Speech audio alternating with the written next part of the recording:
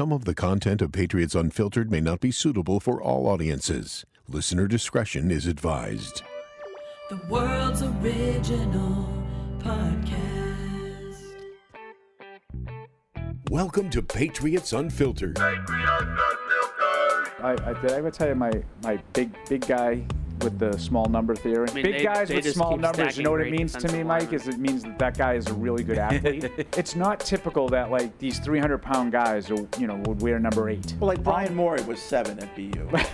Paul, you and I, we don't really often have bets, and yet somehow I bet that Shador Sanders was going to go in the top 15, and I owe you a sandwich. That trio of safeties that went in the 4th round back in 25. Because we're And Evan will. absolute sickos, catch 22 will Yeah, remember. That could be your tagline. Catch 22 will remember. Yeah. Did you check in with Barthy on your ride home last night? Tried calling him, but he wasn't ready to talk yet, so we'll probably talk I tonight. wasn't ready to talk. They gotta Yeah. they I gotta have a haven't prepared my debrief. notes. No, we I'm not there yet. so nothing will beat. Mr. Barthy, you ready for your close-up? Yeah, after you DFAs. Nothing will beat the Cole Strange draft, and him and I spent about an hour and a half on the phone. Jess is sleeping in the other room, and she comes in and she's like, "You're screaming! It's 2:00 in the morning." I was like, "They drafted a guard." Like, This is Patriots Unfiltered. Presented by Toyota's official website for deals, buyatoyota.com. All right, welcome to Patriots Unfiltered. It is Tuesday here at Gillette Stadium. We're back to our normal routine after a big week, the NFL draft. The Patriots, I think the consensus is that they had a pretty good draft. I think so. I think they brought in some players, at least at the top of that draft, that have a chance to really contribute right away in areas of need. So I'm very excited. I don't know if you guys share my enthusiasm. It's Deuce, it's Evan, it's Paul. We might have a guest in a little bit, so waiting for him to show up. But in the meantime, let's talk about what transpired over the weekend. It's a funny place to be because I think we're used to in the draft being like, well, I wanted them to do this and they didn't quite do that. I mean, we talked so much about the draft leading up to it, and I just feel like the positions we talked about, the players we talked about, the needs that we talked about, the positions that we'd like to see them fill, like they check kind of all my boxes. Like I have a couple, the safety, a little bit of I wasn't really on him, but I understand it. Would I have liked an edge rusher maybe a little bit early? Maybe, just a developmental guy, sure. But when they, ended up getting Swinson in the later rounds, well, that's what I was talking about. It just reinforced the pass rush a little bit.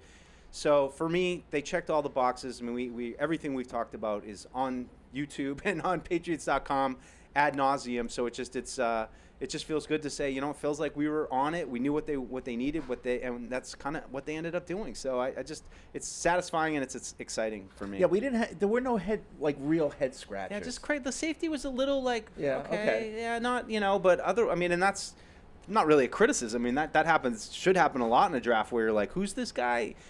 But otherwise, every guy they took, I mean, you can only talk about Kyle Williams for so long, and then they took Kyle Williams. We were on those guys. So, and then as you get to dive into the film of, especially Henderson and Williams, I just think that's what the excitement, a lot of the excitement comes from.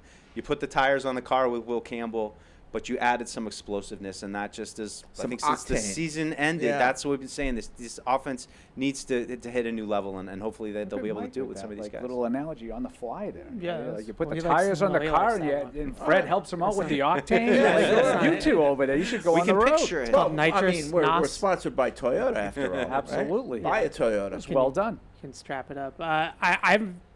It's been a while since the Patriots have had glowing remarks across all. It's not just us. It's one thing for us to say it, but all these other places are saying it too, that they had one of the best drafts in the league. And I can't remember a time that they had a consensus top 5 draft in the NFL. Some places even grading them as the best draft in the entire league out of all 32 teams. So that's a different feeling. I normally you see some head scratchers, some guys that you weren't expecting to go that early, or positions that you weren't really thinking about going into the draft, or whatever the case may be, classic reaches and things like that. And there really weren't any besides, maybe Woodson in the 4th round, but there were people that liked that pick too. Daniel Jeremiah was very complimentary of that pick. So it's kind of uncharted territory for me. I feel kind of weird that everybody's like, "Oh wow, no, great draft, guys." Yeah, so cool. Well, Paul will bring you back down. No, I'm only not at kidding. all. And Your I, show, though, gave it you know, an F. it but will. anyway. Did they? My show gave Jimmy him an F. Stewart gave it an F. Oh, okay. So that They was, gave it so that was a little I have tongue no in idea what I'm talking about. Yeah, okay, tongue-in-cheek kind of stuff. This is going to go down to me. We're going to look at those first three guys, the offensive picks. The offense badly needed some help, and that's where I think this draft is ultimately going to be defined. Now, assuming that those guys pan out, you can really make it special if you find a way to hit on a couple of the other picks that Mike brought up earlier with the day three guys. That's how you take a good draft and make it really one of them that stands out and makes it special. So Mike and I bickered a little bit as the weekend went on with the edge guys, and if I had known it would be so easy to get Mike excited, well, just pick one in the 5th round. I wouldn't have. Even I wouldn't have wasted my time arguing something. Yep. Well, he's one of the best values in the draft just based off of the consensus and where they ended up getting him. Swinson was, for me, a top 100 player. For a lot of people, a top 100 player. And he fell, and there's some things in the beast about why he fell, maybe some brush-ups with coaches and things like that in his past. But it sounds like none of it was performance-related at LSU, and certainly the numbers back that up. So they kind of got a guy that was projected as like a 3rd or 4th round pick by most people in the 5th round. So for Deuce, that's your developmental edge. Like that's the guy with some tools and some pass rush ability. Yeah, I mean, I will say, and I said it. We shot a little draft recap, which will be check it out on our YouTube channel and probably tomorrow. But I took a little glance forward at next year's class. Like I just looked at the people come up with these stupid mock drafts, but I feel like for somebody like me that doesn't know a lot of college football, it's like, all right, well, I can just get a sense, look at some of these guys putting mock drafts together, or at least to put a list of players together.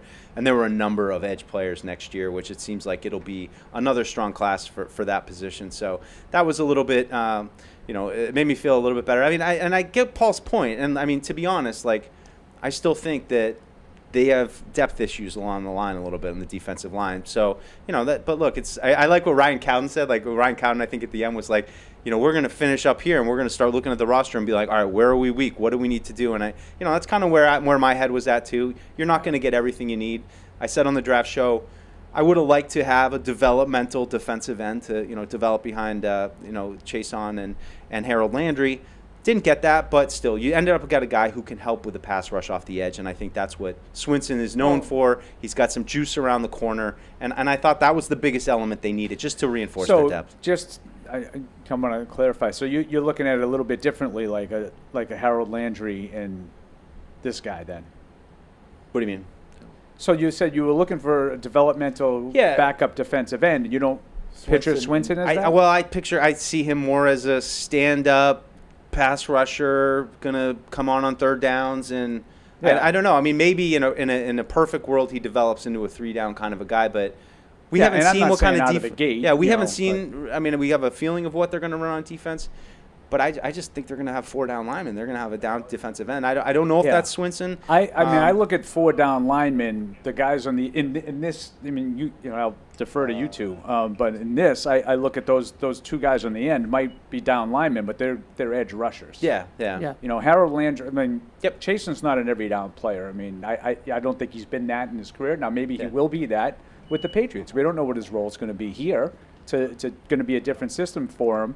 But I look at him in his career as kind of one of those situational edge kind of pass rushing types. I know guys have always played on the edge, but when did the term edge really come into vogue? Yeah, right. It's definitely more of a draft term than it is, because you have 4-3 defensive ends, and then you have 3-4 outside linebackers, and some guys can kind of do a little bit of both. So, how did you really categorize those types of players? And, each scheme is different. So, in Bill's 3-4, those guys would be outside linebackers, but in a 4-3, those guys are defensive ends. Right. Yeah. So, in order to catch all, you just say edge. The difference between a guy like Dietrich Wise defensive end is more of a Anthony Jennings, Ty Warren. They were 3-4 end types. Right. And then you got a guy on the edge. Right. I would put boundary corners. I would say Dietrich Wise is a defensive lineman. Yeah. I would put him in the interior defensive lineman category, where I would agree. where Joshua Farmer is going to be. Yeah. Now Swinson is more of an outside linebacker, edge rusher type. And to Deuce's point, I don't know if he's going to be able to play with his hand in the dirt on first down, right? Yeah. Like, I don't know if that's going to be him. It's probably the biggest knock on his tape is the run defense, consistency, and anchoring and that kind of thing. But he's got all the tools to be a great pass rusher, so if they can just develop his play strength a little bit, his technique on the run defense side, like maybe he could emerge a little bit there. I think with those two guys, in addition to what they already have with Milton Williams and hopefully Barmore and Keon White, like their defensive line, it looks pretty good in terms of the depth on paper. Yeah. I'm not too concerned about it there. No, I think I've summed it up well. I kind of see Swinson as an outside linebacker. I see Chaisson and Landry as defensive ends, and I think for their 3-down purposes, they want a defensive end. That's why I liked Mykel Williams. I feel like, yes, he could stand up, but he could also be that hand-down kind of guy that they needed. So in a perfect world, that would have been the guy that we got, is a developmental. But again, I don't know if I would have been fully happy because I thought the pass rush was the biggest issue. It's kind of two things competing for me. It's pass rush and it's defensive end. They kind of combine them into one player. Yeah. Like they combine, like Farmer's kind of, sort of what you're talking about with his hand in the dirt. But then Swinson's kind of the guy that's got the juice off the edge. So like maybe they're thinking Farmer plays early downs. Swinson's a rotational edge rusher on third down. Farmer's more of a rotational early down player, and they kind of got both those guys to combine. I love this stuff. Can we just keep this defense rolling through the whole show, Fred? Sure. Yeah, we'll This is my favorite pick of the draft, so I gotta defend my guy Swinson. It's good. It's good. I mean, we had such great numbers over the weekend. You want to just kill it right now, right? Wow. No, right. We don't even mention Will. That's another Paul White comment. But you mentioned YouTube. I just want to remind folks that YouTube, the Patriots YouTube channel, is really becoming kind of a place to go. I mean, you've got the Patriots app, obviously, and Patriots.com, but the YouTube channel, they've been posting a lot of really cool stuff there. So if you're not already a subscriber to the Patriots YouTube channel, you want to do that. There's already a bunch of stuff there, and as this off season progresses and we move into training camp, there's going to be a lot more posted there. So you want to make sure you're following the Patriots on YouTube as well. I was going to say my son is, and my son's, he's 13 now. He's going to be 13 in a couple weeks, but he signed up. He follows Patriots on YouTube, and he came up to me the morning of the draft, and he just said, Dad, what's Fred's back of the envelope, guys? He was looking for an explanation. So, yeah, so it's good. Yeah, we get a lot of stuff out there. Good stuff. All right. You're going viral, Fred. Yeah. When the kids are talking Who was about on you, the that's going when you know viral. you're making it. So what was your big story other than the Patriots, the Shador Sanders thing over the weekend? I mean, that was wild. Sure. I mean, Going it's to the the Mel fifth round. Kiper fallout's still happening. People talking about his reaction to it. I'm wondering if there was some behind-the-scenes pressure put on the Browns to take him. Yeah. Because to take the other guy first and then Sanders in the 5th round. Do you think the miserable reaction of the, I know, that's what I was draft gonna room? Yeah. And then they signed Deontay Johnson, too. I don't know. No, I mean, it was strange clearly nationally for the draft, that was the story of the weekend. We talked about it a lot on our shows, too.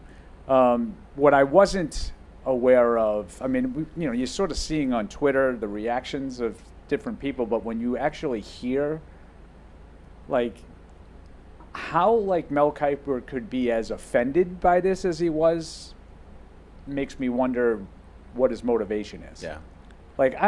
If you think that he should have been a first-round pick, I'm not here to tell you you're wrong. That's your opinion. You evaluate, fine. But why are you so angry about it? It's embarrassing. It was like it was personal for Mel Kiper. It kind of is personal. In a way, when you put yourself out there and you grade players and you rank players and you publish mock drafts and you publish big boards, and then you have a guy going 3rd overall and he drops all the way to the 5th round, like that, your reputation is built on being accurate with all those types of predictions. And so for Mel Kiper, that was a big embarrassment that he went as late as he did. But my point would be, so I made these evaluations and I got it wrong. That's not what Mel Kiper thinks. Well, he didn't Mel necessarily Kiper, get it wrong. They're No. wrong. In terms of where he thought it was going to go, he got it wrong, but his evaluation could still be right. Right. Correct. Yeah. But he's killing the league. Oh, yeah. Yeah.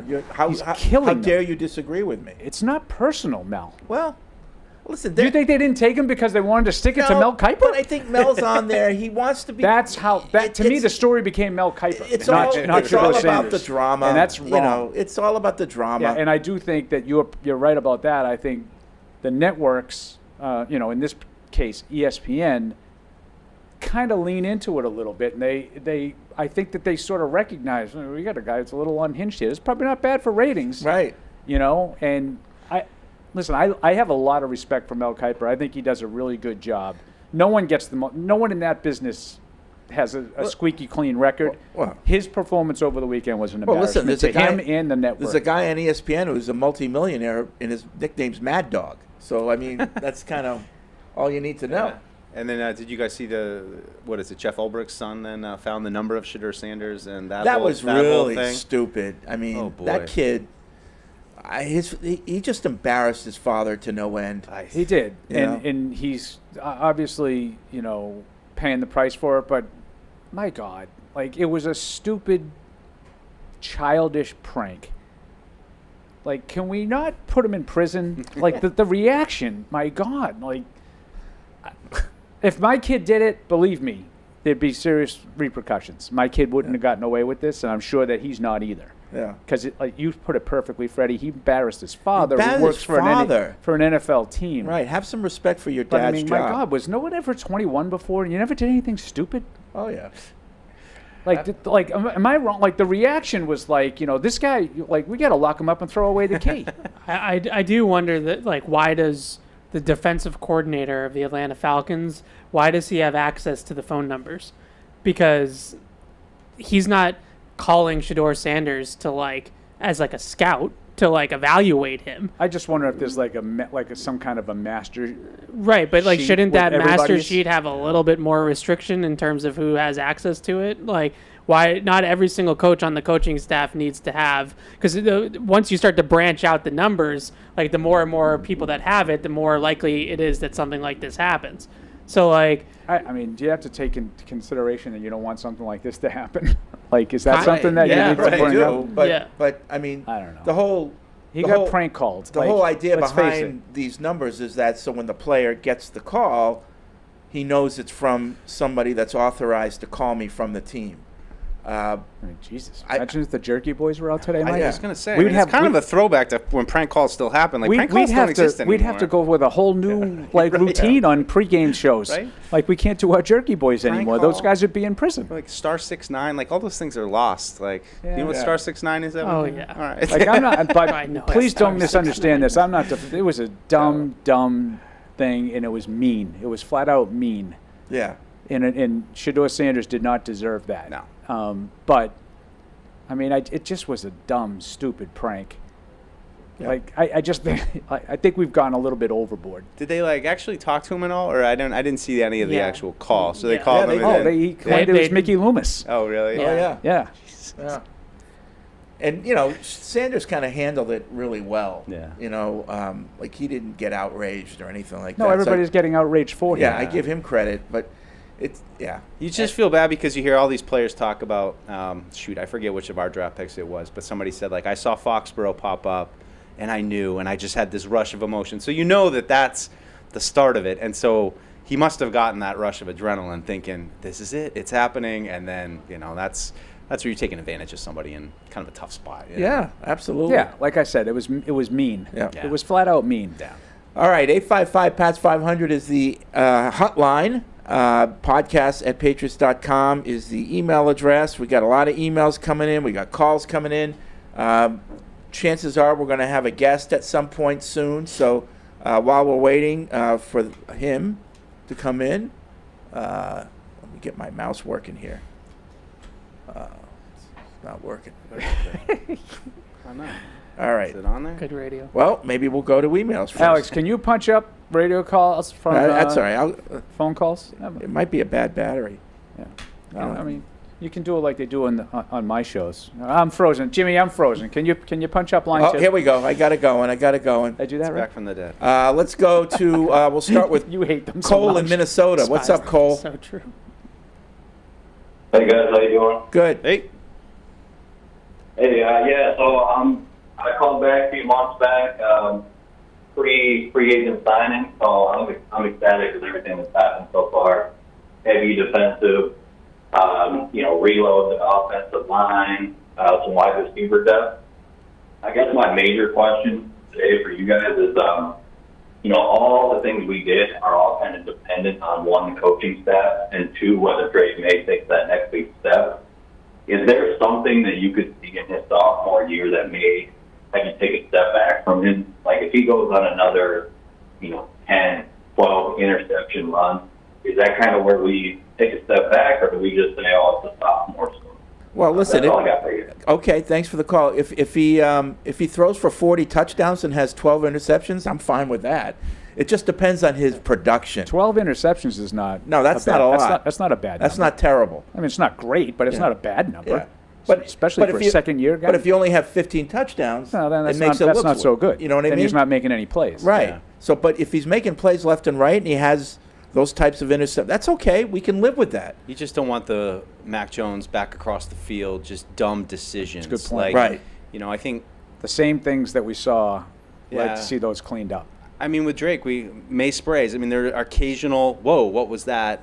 Not too consistent, but it's a huge question. And I'm not sure, step back. I look at more, you got to take a step forward. I agree. That's what it is. He's got to cut down on those turnovers, and he's got to prove it in clutch time. Those are the two big things for me this year. But Cole's bigger point that this season is mostly dependent on coaching and Drake May's development. I agree with that. Absolutely. I agree with Absolutely. Yeah. Deuce's point about clutch, we don't really know what it looks like for Drake May in a meaningful game when it's they're down 3, Gotta have it. 2 minutes left. Yeah. Can he orchestrate, like we saw so many times with Brady, can he orchestrate those types of drives? You really didn't have the pressure of that moment too often because of the failures of the team last year. So we don't know. That's the unknown. And so many of these games right now are decided by one score. So if it comes down to that and he doesn't have that it factor yet, then they're going to still lose those coin flip games. I mean, you call it the it factor, and that's really, to me, everything. There are a lot of good quarterbacks in the league. There are a lot of starting quarterbacks in the league, but the special quarterbacks are the ones that when it's all on the line, they make the plays. And those are the guys that win playoff games and win Super Bowls. And how many times do you have to see Patrick Mahomes do it? You get to a certain point, like with him and Brady, where teams are just not comfortable at all until the clock hits 0. And I hope that that's what kind of quarterback Drake May can be, the kind of guy that you have to put every single nail in that coffin, because if you leave one of them out, he's going to bust out. Yeah. Yep. Let's go to Fidel in Tampa. Hey, Fidel.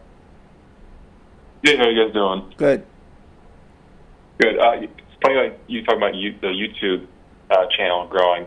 My favorite video so far has been the draft reaction, so drafting Will Campbell. The very first thing you hear is Fred going, wow, he looks like his brother. Okay. And he looks like a Batman villain. Oh, the suit. So, absolutely. The pinstripe suit. Yeah. The Riddler. There's no clapping, no nothing, just he looks like his brother. Oh, okay. Well, he did. But he did. does. He did. No, I love the draft. I think Kyle Williams, is probably one of my favorite picks. I thought it was funny that we were in the same scenario as we were when we drafted Sony Michel and Nick Chubb with the Browns, and it split. So now they drafted running back first, and we drafted K'Lavon. So I was wondering, what do you think? Do you think we're going to come out on the edge this time and have a better producing running back, or do you think the space can be the same? Yeah, it's a good question. Quinshon Judkins and Travion Henderson were neck and neck for everybody. It was a coin flip of which guy you had over the other. Judkins is a little bit more of an angry runner, downhill runner, wants to seek contact instead of avoiding it. Travion Henderson is more of a space back, a guy that excels with, in space and with speed and that sort of thing. So they're different but similar because they both have good speed at the end of the day, but they play differently. So it'll be interesting to see which one ends up being better. I mean, I personally preferred Henderson, and this was before he became a Patriot. I personally preferred Henderson, but it was really close. It was a toss-up. Well, I remember you being surprised when Judkins went first. Yeah, because I just think that he's a guy that, like I said, he seeks contact. Like, he wants to run you over. Seek injuries. I personally would rather the guy that runs around you instead of over you because of the wear and tear and exactly that. Yeah, and it is funny that he brought it up because I kind of thought of Chubb and Michelle in a similar fashion. I thought Michelle was more of the third down type, Yeah. You get the ball in space a little bit and use him as a receiver. He was not that as a Patriot. Now, what we didn't know to the extent was just how injured he was coming out of Georgia. And obviously Chubb had a far superior career. But I think that I felt like there was a difference between Chubb and Michelle, similar to the difference between Judkins and Henderson. Absolutely. And I would have taken Michelle then. I was wrong, just like the Patriots were. And in terms of the skill set, I like the skill set. Now, Chubb, I think, was a better player at Georgia. I think Henderson was a better player at Ohio State. So, in one regard, I'm saying I like what the Patriots did now. I didn't like what they did then. Yeah, well, different guys. But they're different guys. Yeah. Ryan in Watertown says, speaking of the draft, LFG. Aside from the long snapper pick, I love pretty much everything the Patriots did. My question this week is about the wide receiver room. I know it's early, but who do you think might be gone once the regular season rolls around? That's going to be a popular question. Yeah. It started already yesterday. Yeah, I really look at. I love how you know all of those guys. Yeah. Started already yesterday, did it, Mike? Nah, not really. I guess that's none of the top 8 went shuffling in the anywhere. bottom of this whole roster. Yeah, I would say 2 guys I would look at. Kendrick Bourne. Is there a spot for him, especially with Diggs and Kyle Williams probably being base receiver types that Kendrick Bourne is? Like, is there really a role for him? And then Javon Baker, I think, is the other one, and I'd probably put Kayshon Boutte in that conversation too. But I see a lot of people, just because Javon Baker was a 4th-round pick last year, I think he's going to be on the roster over Boutte. But Boutte's got a lot more NFL production and flash, to his game. I mean, Javon Baker's done nothing. I'll give you that for Polk. I think the fact that Polk is a second-year, second-round pick probably gives him a leg up. Yeah. Not for a 4th-round pick. There are plenty of 4th-round picks that wash out quickly, and I agree with Evan 100%. Yeah, I have a little bit of question on Bourne just because if Diggs isn't ready to go, what makes sense to keep and to have some veteran reliability there? Another good point. Just looking at the depth chart immediately, it's like, I feel like at X they can run anybody out there, but to hang on to Bourne, who had a great year in McDaniel's system, it might be a little bit more explosiveness, a little more reliability, maybe. That's how I could see him. But I agree with you on Boutte. I think all those guys, and Baker especially. Baker's got to have a flawless camp, I feel like. He's got to come out and put it all together. And we all know those guys are going to have to win jobs. Yeah. Yeah. And they did get rid of, a half dozen players yesterday because of all I think there's like 17 there's a bunch. undrafted free agents they signed. Tryouts, So guys, to get to, I think it's 91 because I think one of those is an international player. He's not. It's not? Well, He's not an international player? No. Oh, okay.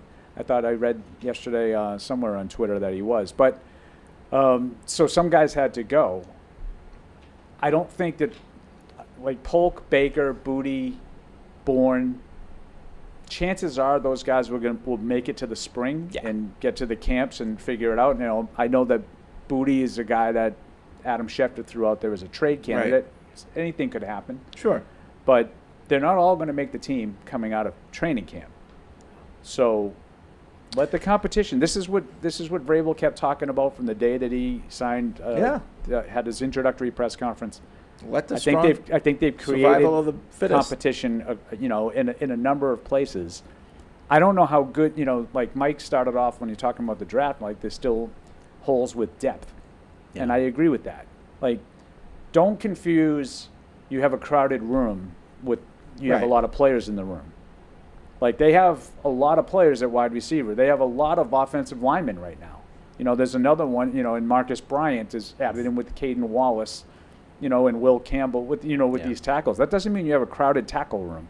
Like, you have to figure out who can play before you say, oh, wow, they're going to have some tough choices to make because, with Marcus Bryant, who played left tackle at Missouri with, a very highly regarded right tackle in Membo, maybe he's a diamond in the rough 7th-round pick, and maybe he's better than Caden Wallace. Who knows? Yeah. And we have to keep our eye on Diggs. Like, is he even going to be ready to be in training camp? And maybe he starts the season on PUP or something like that, and it opens up a spot for someone who otherwise would have had to go. So we'll see what his status is. But right now he's looking good from the videos anyway. Yeah. I mean, how did Welker came right back, right? I mean, that's Welker just, played week 1. Some people are built different. And he Welker got was hurt. injured later. That's right. He was injured in the last game of the season. Well, he's smaller, so his legs heal faster. I think the tough part about We'll go with that. with the receiver room is I don't think there's a lack of depth. I think there's a lack of top-end talent. Yeah. So, like, all these guys that we're talking about are kind of the same talent level. So which one do you pick? That's right. That was my point. Right, yeah. when you get into Kayshon Boutte, Javon Baker, even Kendrick Bourne, like these Jalen Polk, like these guys are all kind of the same. Yeah. So who wins out is going to be interesting. Kyle Williams is going to be on the team as a 3rd-round pick. Diggs is obviously going to be here in some capacity. Mac Hollins, I assume, will be on the roster, and I think Pop will be on the roster. But like those 4 are really the only guys that are safe. If you told me that it was Javon Baker and not Kayshon Boutte that makes the final cut, I couldn't argue with you. Like, it's possible. It'd be fun to see a locked-in Javon Baker that's like really getting it. I think he's got a lot of talent, and I don't know how it would all manifest itself if it did all come to fruition. But you see how the guy moved off the line last year, and that's a lot what we talk about with Kyle Williams, his ability to separate quickly and. It was just the concentration drops. It felt like. I mean, remember, like, just Drake kept throwing him bombs. He was dropping it. He just, they just couldn't seem to connect. But maybe he comes out. He's like my wild card. The other guys, I feel like what Boutte kind of is. I mean, I think, Paul, you made a good point. I agree with you on the radio. I think you made it on the radio, saying not that I made a good point. Well, that Boutte had a really good jump from first year to second year. He emerged. No one thought he was really going to do anything. Why not have some hope that maybe he continues to make a jump and takes another step forward? I thought it was a good point. But your Baker point, I feel like his skill set's different than the others. And Evan, you just talked about all those different guys that to me are all similar. Yeah. Yeah. I don't think Baker, if you're asking me what I think is going to happen with Baker, I don't think it's going to click. Yeah. I think there's some maturity issues there. I think there's some focus issues there, and I think those are going to hold him back. I think it held him back at Alabama and caused him to, have to sort of go to a smaller program. I think it knocked him into the 4th round. Mm-hmm. So I don't think it's like a new thing. He got to the NFL and suddenly lacked focus. I think that's plagued him. So I'm skeptical on him. But in terms of skill set, he might be a little different and have a little bit higher skill set than that group that he's competing with. Yeah, I mean, that's exactly what motivates me. Same boat. I'm not confident. I'm not BTT. Is that what I'm not banging the table or PTT. Pound the table. Either one. That it's going to have. I'm not pounding or banging. I just say I hope that he's.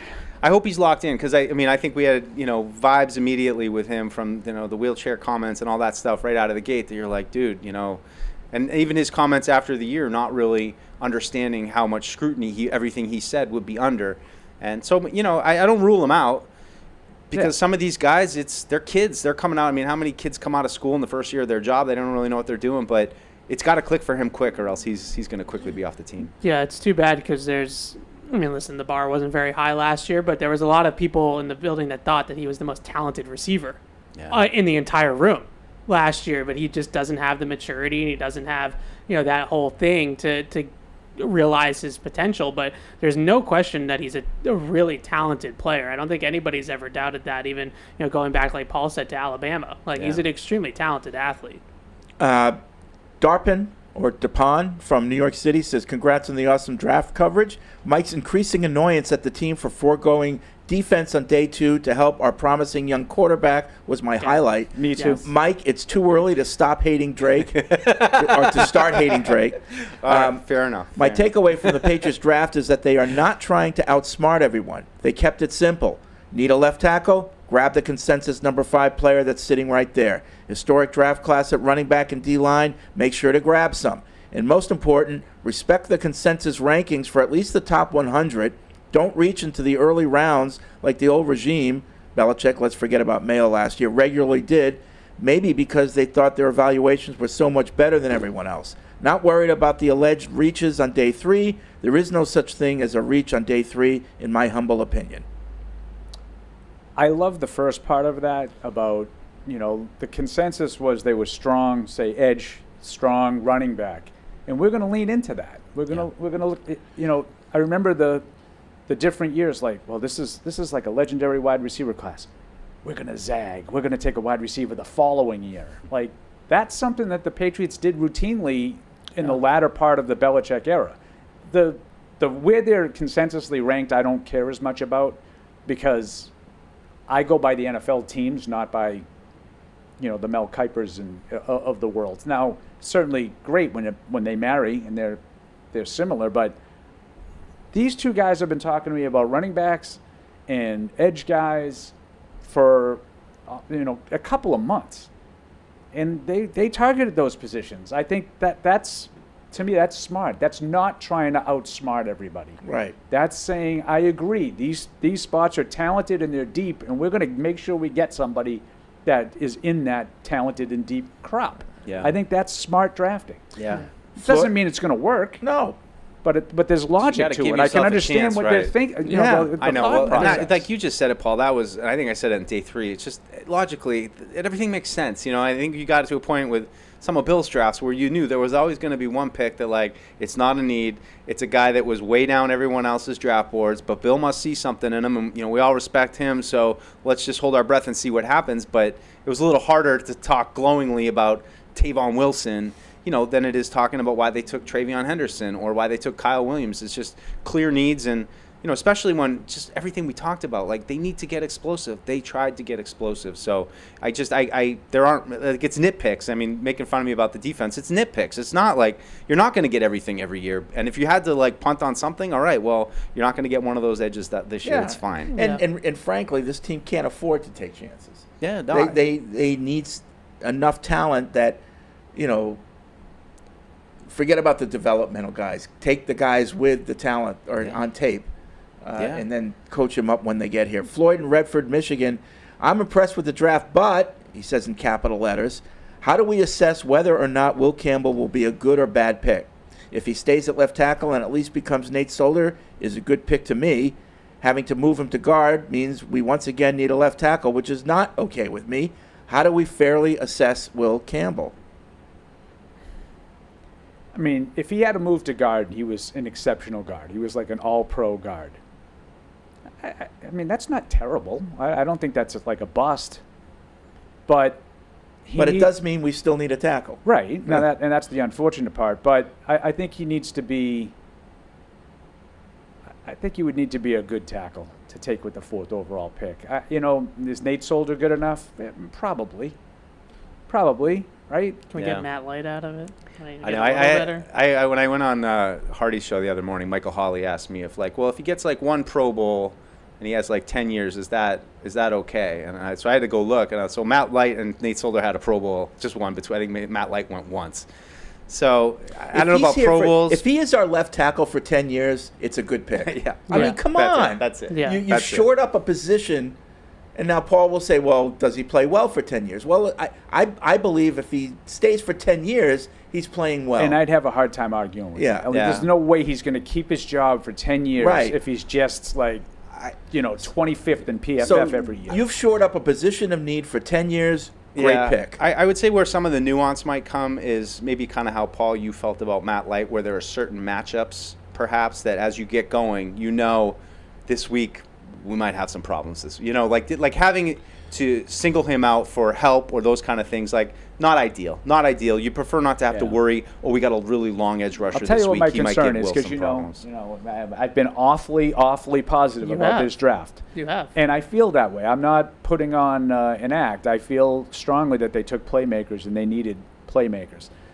What I would be concerned with is, like, if he plays like Matt Light or Nate Solder, how much did Tom Brady make those guys better than they really were? Well, the ball's out. So that's constantly. why I need the 4th overall pick to be a better player than Matt Light. Ideally. Well, that's what you would hope, the 4th overall pick, that you can stick him on an island with the best pass rusher in the league. And I mean, is that realistic? Probably not. But if you're maybe drawing not right it out up, of the gate, but that's what I want. If he's going to play 10 years, I don't want to be having to put Daniel Graham next to him every time they play Jason Taylor. Right. Yeah. I mean, I don't know. It depends on how to answer the question. Like, how does it look? Like, what's is he? The player that I compared him to is Jake Matthews in Atlanta, who is one Pro Bowl, 10 years, but he's held down left tackle in Atlanta for a decade. and he's been a really good player for the Falcons. I'll take it. And a captain and all that kind of stuff. And the thing that you keep hearing from everybody, I'm writing the feature on Will Campbell for the website, and the people I've talked to already at LSU and other places, they're just, this guy comes in and changes the culture of the offensive line. They really feel like he has that kind of leadership, that he is going to come in and set a tone and be an example of work ethic and effort and toughness and all the things that you look at. Now, if that ends up manifesting itself in a guard, that might still be worth it. Like, if he's still driving the rest of the room the way that these people describe him as, then he could be Zach Martin.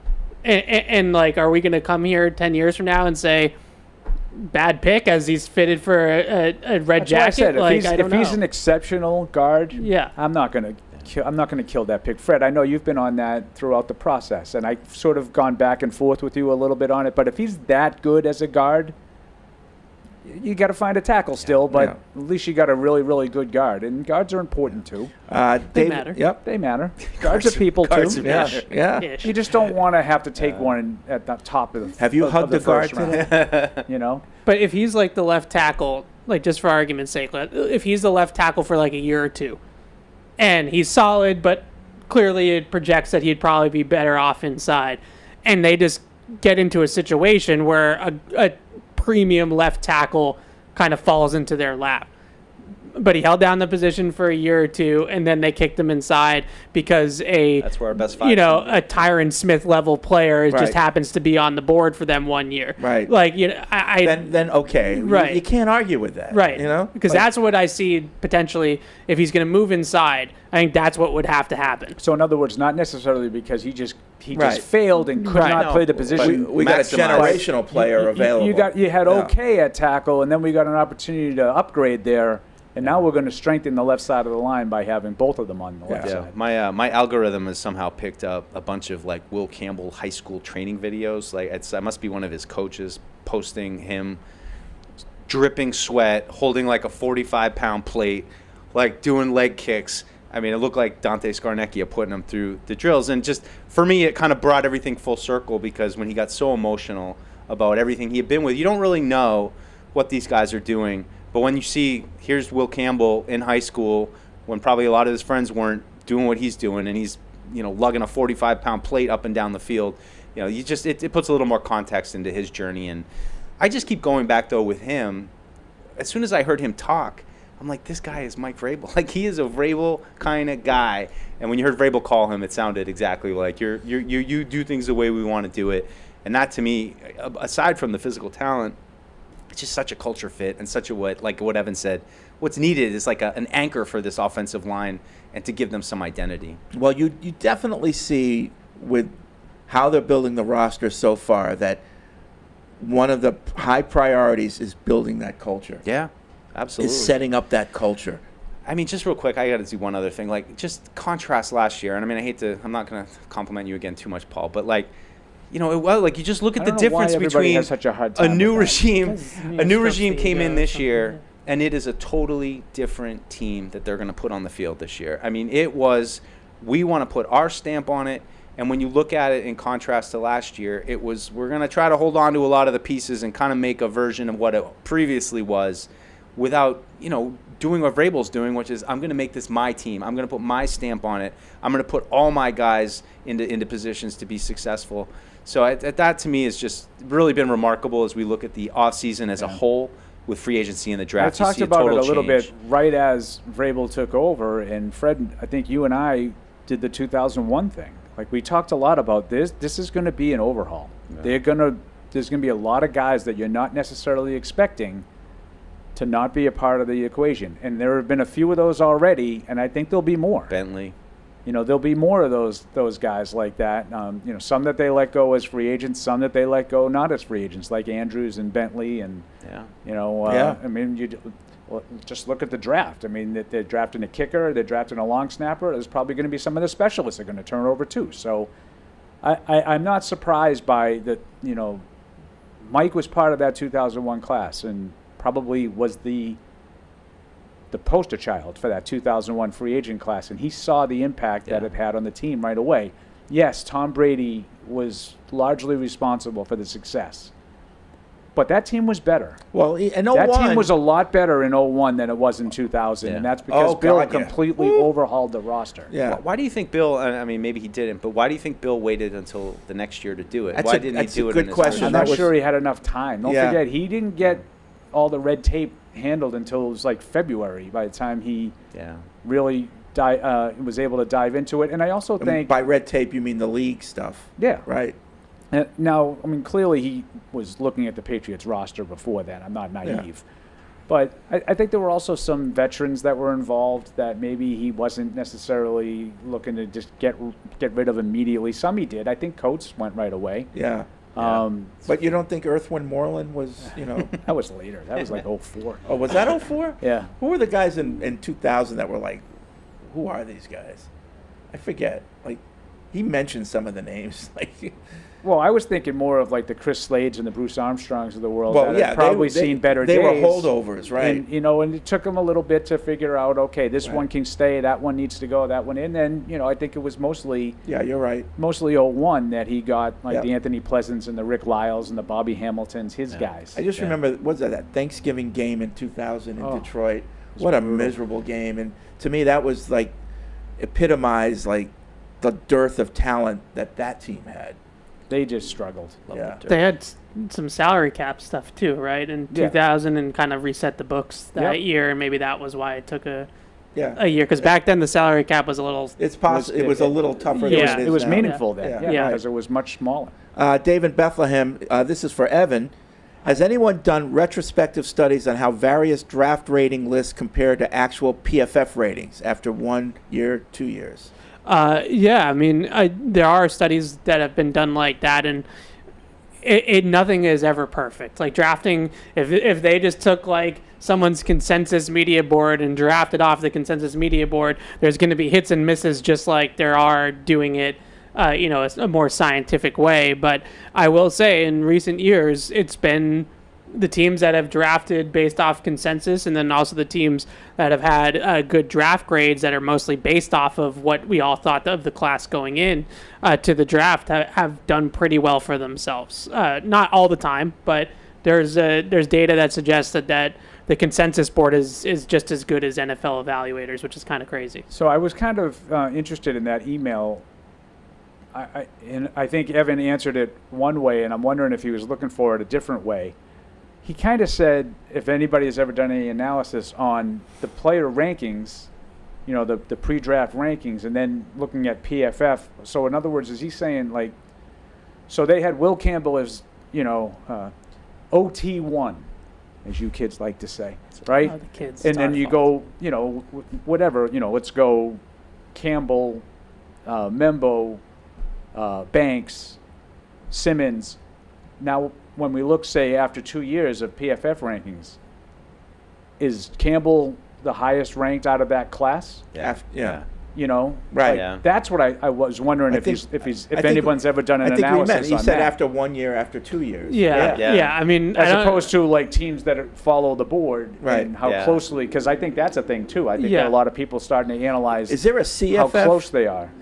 I know the Pro Football Focus. Is there a college football focus? PFF does college football. Yeah, they do college now, which is actually really helpful. But they there's been studies done by the kids these days, as Paul likes to call them, that suggest that for the most part, the consensus, not every individual media guy, but the consensus of 100 different media people tends to be pretty accurate. Right. And so if you ask the data, that's why these consensus boards have become so popular, is because it's pretty good. Like, it's not perfect, but it's pretty good at judging who the best players are in a draft. And just looking, anecdotally, because someone asked me this on Twitter, so I just kind of looked back at some of the draft grades in recent years. The Patriots right now have the consensus #1 draft class in the NFL. But how accurate is that really to projecting forward? And the last couple years, it's been the Jets in 2022 with that Garrett Wilson, Sauce Gardner draft. Good draft. 23 was Philly. Sorry, Jalen Carter, Nolan Smith. So a lot of it's Good like draft. 2 first-round picks or 2 high picks, at the top of the draft that help. But for the most part, it's been pretty good. And then the teams that draft the most based off of consensus, Philly, Baltimore, like teams like that, are some of the teams that we all consider the best drafting teams going in the NFL. It always seems like Baltimore has some consensus great player that, as their first round pick. It was Malachi Starks this year, and he'll probably be just like Kyle Hamilton. They'll both be studs, right? So I'm not saying it's perfect, but there's good and data. I can tell you definitively, I've spoken to people inside the building.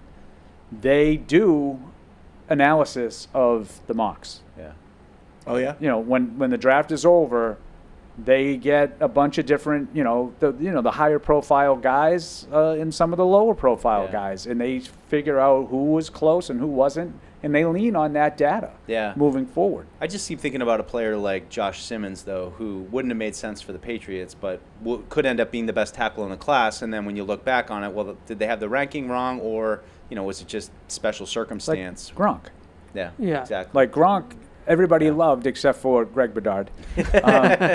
And, obviously, I'm not killing all the teams that didn't take Gronk in the first round. There's an obvious reason why Gronk wasn't selected in the first round, So that has to be part of the equation. Sure. Too. Yeah, George Pickens is another one. Like everybody looks back on that Tyquan draft and George Pickens. I think Pickens might have went the pick after or 2 picks later. It was very close. 3 wide receivers right after. Right. He was one of them. But at the time, in the moment, Pickens had some real concerns about his character and about his makeup. And we've seen him. It was a young football team and a team with the second-year quarterback, and they just didn't feel comfortable. And I'd say the same thing about Luther Burden. Like Luther Burden might very well go on in Chicago and be a hell of a football player, but he had concerns coming out of college. There was a reason that they passed on Luther Burden and took Travion Henderson. It wasn't just because they thought he was a better player.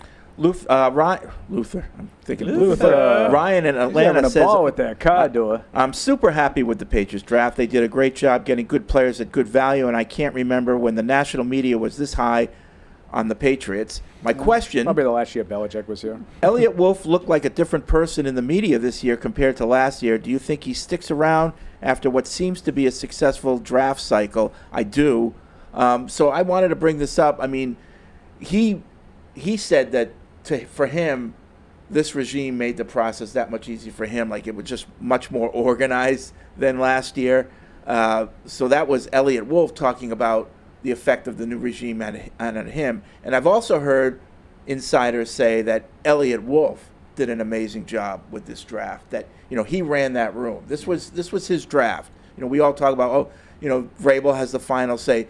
I'm told Wolf ran this draft, and this was his draft. And so all signs point to him going nowhere. Yeah, I mean, he's the first guy talking to the prospects, right, when they were drafted. And, first from him to Vrabel and on to Mr. Kraft. So, yeah, I mean, I think he's here to stay. And it seems like from the weekend they talked about having some discussion about we want this guy, active, productive disagreement, which is the next step in this. When they all started, they said, it's not going to all be sunshine and rainbows. We're not going to agree on everything. So it seems like this group's coming together. You've heard it from Cowden and Vrabel. It is a mishmash of, some different holdover people that, like Ryan Cowden was with the Giants. So you have a lot of different pieces coming in. Had to expect to take a little time just to settle in, but successful draft. That's a good sign. P.S. from Ryan, can someone tell Felga to quit complaining about this draft class, especially when he can't even enunciate the players' names correctly? I feel like all that guy does is spread pessimism over the team, and he will never be happy with what they do. Paul, tell him. Tell him. I would just like him to be accurate. That's it. That's all I ask for. He can have whatever opinion he wants, but when he says, they draft a kicker and a long snapper and they only had 8 picks. Well, no, they had 11 picks. They didn't have 8 picks. It just things that's a big difference. Yeah, like that's a big difference when you use a 7th round pick on a long snapper and you've already drafted 10 guys. Like it's not really like you're wasting some golden gem there. And me, I can get wound up about it pretty much anything. I just can't lose my mind over like these like 6th and 7th round picks. Like, do I think they should have taken a long snapper? No, but who cares? No.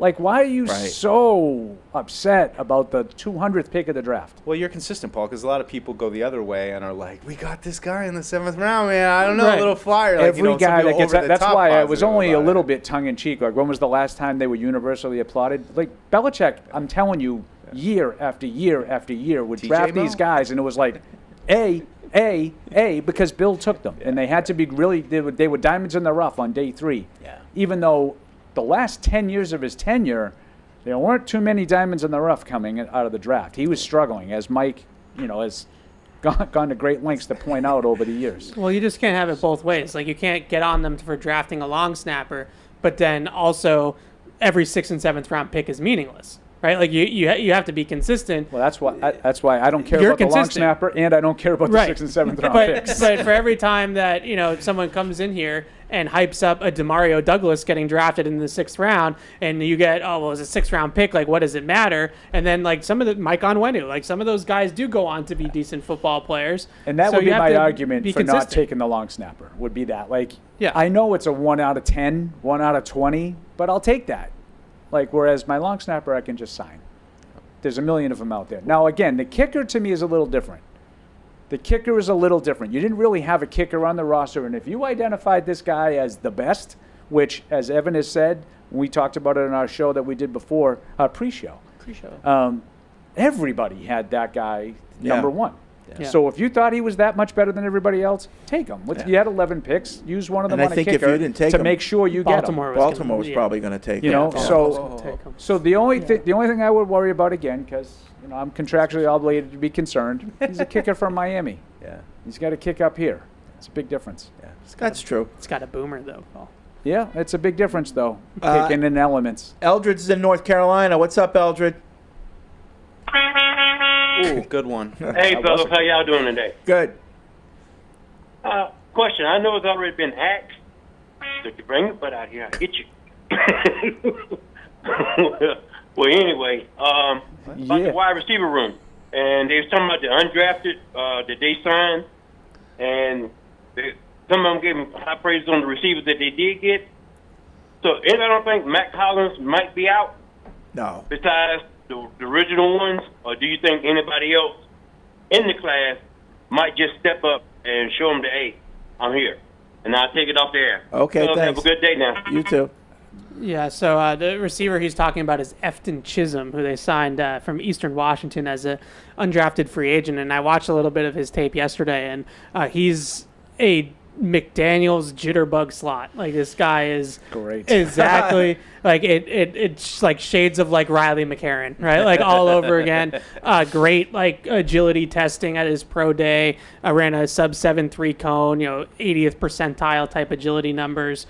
Really quick, not fast, but quick, and jitterbuggy and tough to cover in tight spaces. All like literally every cliche that you could come up with is what Efton Chisholm is like. So he's McDaniel. Like it, there's no doubt in my mind that Josh McDaniels scouted Efton Chisholm and said, "Can we at least sign this guy as a free agent?" And don't forget, once training camp's over, they're going to have to fill out a practice squad. Yeah. So these guys may not make wide receivers. They may not make the roster, but you need to have that practice squad too. I just think how big is it now? 16 16. Yeah. When you're desperate, you need to throw a lot at the wall, and that's why I like having a packed depth chart. Doesn't mean any of those guys are going to emerge, but maybe the competition will be enough that, like, again, the message to Javon Baker is like, dude, you better bring it, because if you don't, you're going to be out. Let's go to Arizona. Cole, what's up, Cole? Hey, how you doing? Can you guys hear me okay? Yeah. So I just want to start off by saying I second that. P.S. about Felder. It's about the millionth power. But anyways, about why I called. I love the Will Campbell pick. Day one after the draft last year, I was BTTing the table for him, and then watching Vidarian Lowe and DeMontre Jacobs last year just solidified my opinion on that pick. So I got a question. Going into the Gonzo draft, if I would have told you 3 years straight you would get your cornerstone corner, quarterback, And left tackle, I know that's a little bit bold on Will Campbell, but, if he is like that Jake Matthews type that Evan said, I will sign up for that. I will sign up for that if they get those 3 cornerstones in 3 straight drafts? drafts. Right now, I'm pretty sure they have 1 of those 3. Yep. Yeah, I would agree with Gonzo. And I know, take that with a grain of salt. Those other picks haven't been, let's just say, the best. But and I got one question, and I'll take it off air. When can we get Hardo on the show? I miss him, his sense of humor, picking on Eric. I'll take it off air, boys. Who did he say? Who Cole? Hardo? Oh, is Andy? that Hart? Andy. Oh, okay, Hardo. I just, because we were talking about the roster and stuff, we should probably just give a little the release of the 6 players yesterday. It was Jake Andrews, Marcus Harris, Jaquay Jackson. That's Mike's favorite because Mike is evidently goes well down the depth chart at wide receiver. Sorry, Mikey. Titus Leo, Mark Perry, and Giovanni Ricci. So of course they got to get rid of the Italian guy. Well, he's like a fullback, and they're signing Brock Lampy. I saw know that. the name. Brock Lampy. Fullback, back, baby. Okay. It's amazing they didn't have to use like a 4th-round pick on that. No, Stunner. I saw yesterday. They ran a power lead, and then they ran play action right after off the lead action, and I was like, yeah, fullback's back. There we go. Have you watched any of, was it Lan Larison? Is that his Yeah, name? a little bit. It's funny because like I compared Chisholm to like Riley McCarron and those guys. This guy's like Danny Woodhead, right? Like he's just another one of these, water bug, small school running backs. Did have some pretty good tape against Cal, so like he had like a 1 FBS game from last year that I was able to get my hands on that he played pretty well in. But it's like it's too funny. Like all of those stereotypes are coming back now that Josh is back. Yeah. It's the Danny Woodhead running Yes. back, the Riley McCarron, Austin Carr, Gunnar Olszewski, slot receivers. Like it's all of those things are back. You know how I give you I play the hits of the slot receivers? Yeah. Evan plays a whole different cast of hits. That's how many of those guys that they've had. Yeah, Like I never the throw like the fullbacks, Austin yeah. Carr and Gunnar Olszewski out there. No. Yeah, this guy reminded me so much of Riley McCarron. Like I was like, this is a carbon copy of Riley McCarron. All right. So we're all gushing about the draft. Trevor in Missouri is going to bring us back down to earth. I think we have a visitor coming in. Okay. We'll hold off on reading that email. We've got somebody here. Okay. So why don't we bring him in?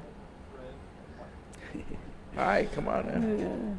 Hey, you. Maybe. Yeah. Hey, what's up, guy? Yeah. Hey, guy. Bring him in. Open the door. All right, Aaron. There you go. Hey, all right. Guys, Mike. Good to meet you. How you doing? Fred Kirsch. Fred. Paul. Nice to meet you. Evan, nice to meet you. K'Lavon, nice to meet Nice you to guys. meet you. And thank you for saying your name because I've heard it pronounced about a million ways. Oh, man, K'Lavon. Yeah. So K'Lavon. K'Lavon. Yes, sir. K'Lavon Chaisson. I told you don't ever. Know the name. I told you don't trust those pronunciations that you see online. I know you were right. Well, welcome. Thank you for the invite. Yeah. Thanks for joining us. So, how's it going so far? Oh, fantastic. I'm excited to be a part of it. You got some Tigers coming in. Man, join you. Yeah, we going big with it. I feel like Boston has a thing for the Bayou Bengals, so hell yeah, bring them on in. I should have worn my LSU shirt today. I know, right? I have a lot of them. I That was have a a good purple start. one, got a grayish one with some yellow. That's I right. love the color. Gold. Big gold. Tiger guy. Oh, I'm sorry. That's gold? Can't do that. That's a tough gold. That's a gold. That's a tough gold. I got to tell you, it's more yellow. No. Can't do that. So, have you had a chance to talk to Campbell at all? Just like, tiger to tiger? No, I haven't got a chance. I want to catch him in the building. I'm sure his phone going crazy Yeah. right now. There's a bunch of contacts and going on. So I definitely want to catch him in the building and just obviously get a good introduction to each other. Obviously, I kept up with him through his time at LSU, so super excited to have him here. Did you have any relationship with any of the guys? No, not too I know much. It's 5 years removed. Yeah. So I didn't get a chance to go back obviously and be with the team as much as I wanted to. But I'm super familiar with the guys, so I always get a chance to watch the game. So huge fans of everybody that's getting a chance to come. I know these guys are going to have some more scheme. I know you'll have scheme-related questions, but I want to ask you specifically. Evan, he doesn't know yet. They haven't started yet. Okay. I got pass rush questions for him. Real quick though with the LSU stuff, because we talked a lot with Will, and then he has like the number 7 is like that playmaker thing that started with Patrick Peterson. You were 18. Isn't that a significant number for LSU too? Yeah, you guys, yeah, can you yeah. explain that a little bit? No, most definitely. So 18, I was voted on upon the team and the guy and staff around the building. And just it definitely it solidifies and it kind of shows. And me and another guy, Lloyd Cushenberry, our center, we shared it that year. But it just kind of exemplifies the leadership and the character that the LSU Tigers are kind of try to represent, and we try to implement, obviously, just going through the program. So obviously it was super appreciative and grateful to be able to just receive that. Caught me off guard a little bit, not saying that I didn't feel like I was truly capable of it, but when you think of it, man, it's just such great guys that got a chance to wear that, and you don't take that for granted. So to be able to be a part of that history, to wear that number, just and always be etched in stone, man, I'm super grateful to be a part of that. I love those traditions. I'm a sucker for those. Oh, yeah, absolutely. The college number thing that like Willie McGinnis, 55 with Junior Seau at USC. Although, I love those traditions. I got an issue with Abdul Carter, what he did. All right. That's for another show. He basically said, "I shot my shot. I took a shot." He's missing 100% shots to your tape. Right. That was a full court shot. Full court. Good way to put it. Yeah. Go ahead. Paul's being modest, by the way. He loved you coming out of the draft. I did. And he when we signed you as a free agent, Paul was like, he finally came back around and got him. So there we go. Now people are going to start making fun of me for being a fanboy. Thanks. I did want to ask you about some of the early impressions of Coach Vrabel and Coach Terrell Williams and all the guys and everything. What are your early impressions since you've been in the building of the coaching staff? Oh, man, super appreciative to be around a coaching staff like this. A lot of former players, a lot of guys who know the game real well, be able to teach it in a way that allows you to implement your own style and still get the job done. So obviously with Vrabel being an ex-player, a guy who's played my position, who's won, who has some success and longevity in the league, he understands that the job can be done in many ways. Obviously there's a certain style and identity that we want to play with. But obviously there's a technique that a lot of everybody, obviously when it comes to the physical skill set and just kind of what you possess and kind of how you see the game, you kind of everybody kind of has their own way of going about it. So, and he allows that. He allows the room to kind of just be yourself and kind of go out there and play ball. So super appreciative to have that and have that longer leash, as you may say, to kind of go out there and to be dominant. And it's been great so far, man. He's been such a huge help, him, Coach Williams, my coach, Coach Smitty, just kind of just being there step by step, man. I feel like I'm kind of being just that annoying pest a little bit, just asking so many questions, just trying to, especially the Vrabel. I mean, you've done it, you know what I'm saying? Like, you've done what I'm trying to do. You've been next to, obviously, another great pass rusher itself and kind of just being dominant, so you know what it takes to win championships and get there. So, man, I'm soaking in everything about this moment, and I love everything that came with it. I've heard that he's so hyper detailed that, like, he'll have something about, like, your hand placement or your footwork or some minute detail. Has he done anything like that with you yet? Definitely, yeah. So, I mean, it's just hand placement, like, as you're speaking of pad level. Like, we'll be in the mid-any drill, and he saw something that was in special teams, and he's like, hold on. Let me step to the side and kind of I can't get it off my mind. I got to show you. I got to make sure you know the right way.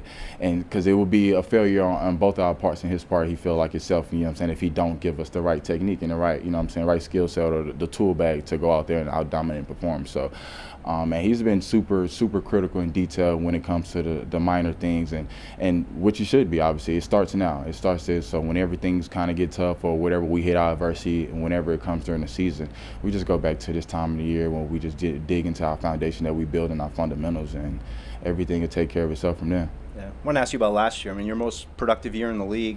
What kind of came together last year for you, and how do you feel like you can build on it here in New England this year?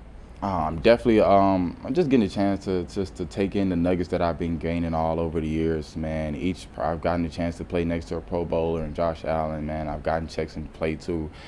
I think a future Hall of Famer and Max Crosby. So each person that I'm getting a chance to be with, I'm getting great coaches, and I'm just taking nuggets. I'm putting them all in my toolbox, and I'm just trying to figure out which way is my way, and that can get me to have the success and for personal and team success. So last year, getting the chance to have that opportunity to go out there and perform, it definitely helps having a dominant pass rush on the opposite end and gain that attention where you have these one-on-one battles, and then you just have to go out there and just be better than the man across you. And I feel like my coaching and my preparation has definitely prepped me in a way where I can out-dominate my opponent in any one-on-one matchup. So when it came to last year, it was definitely just a sense of just, man, understand what your opportunity is and go produce. So I was super excited for it. I didn't take anything for granted, and I just went out there and tried to give it everything I had. Were there differences in the schemes that you had in Jacksonville as opposed to last year? Yeah, definitely a difference. Last year was a 4-3 defense. Jacksonville was a multiple defense, so it was a lot of outside linebackers, kind of like somebody's going, somebody's not, so however they played out. But, I mean, even still, just kind of nowadays, everybody's kind of playing more sub front, you know, so just kind of getting down to the 4-down front. But how it was just last year in Vegas, it's like, man, there's no even thinking about it. You got the best pass rusher in the league, they feel, in Max Crosby, and you have another pass rusher, and they feel like it's dominant as well, that can win their one-on-ones. Let's start with there, and that'll wreck the game itself, and we kind of figure out everything else on the back end. So obviously the team success wasn't where we wanted to be, but when it comes to, I feel like the pass rush production, that it definitely produced a lot for sure. Do you like coming off the left or right side? What do you prefer? I like getting to the quarterback. Okay, all right, good answer. It matters. Just know where I'm at. Okay.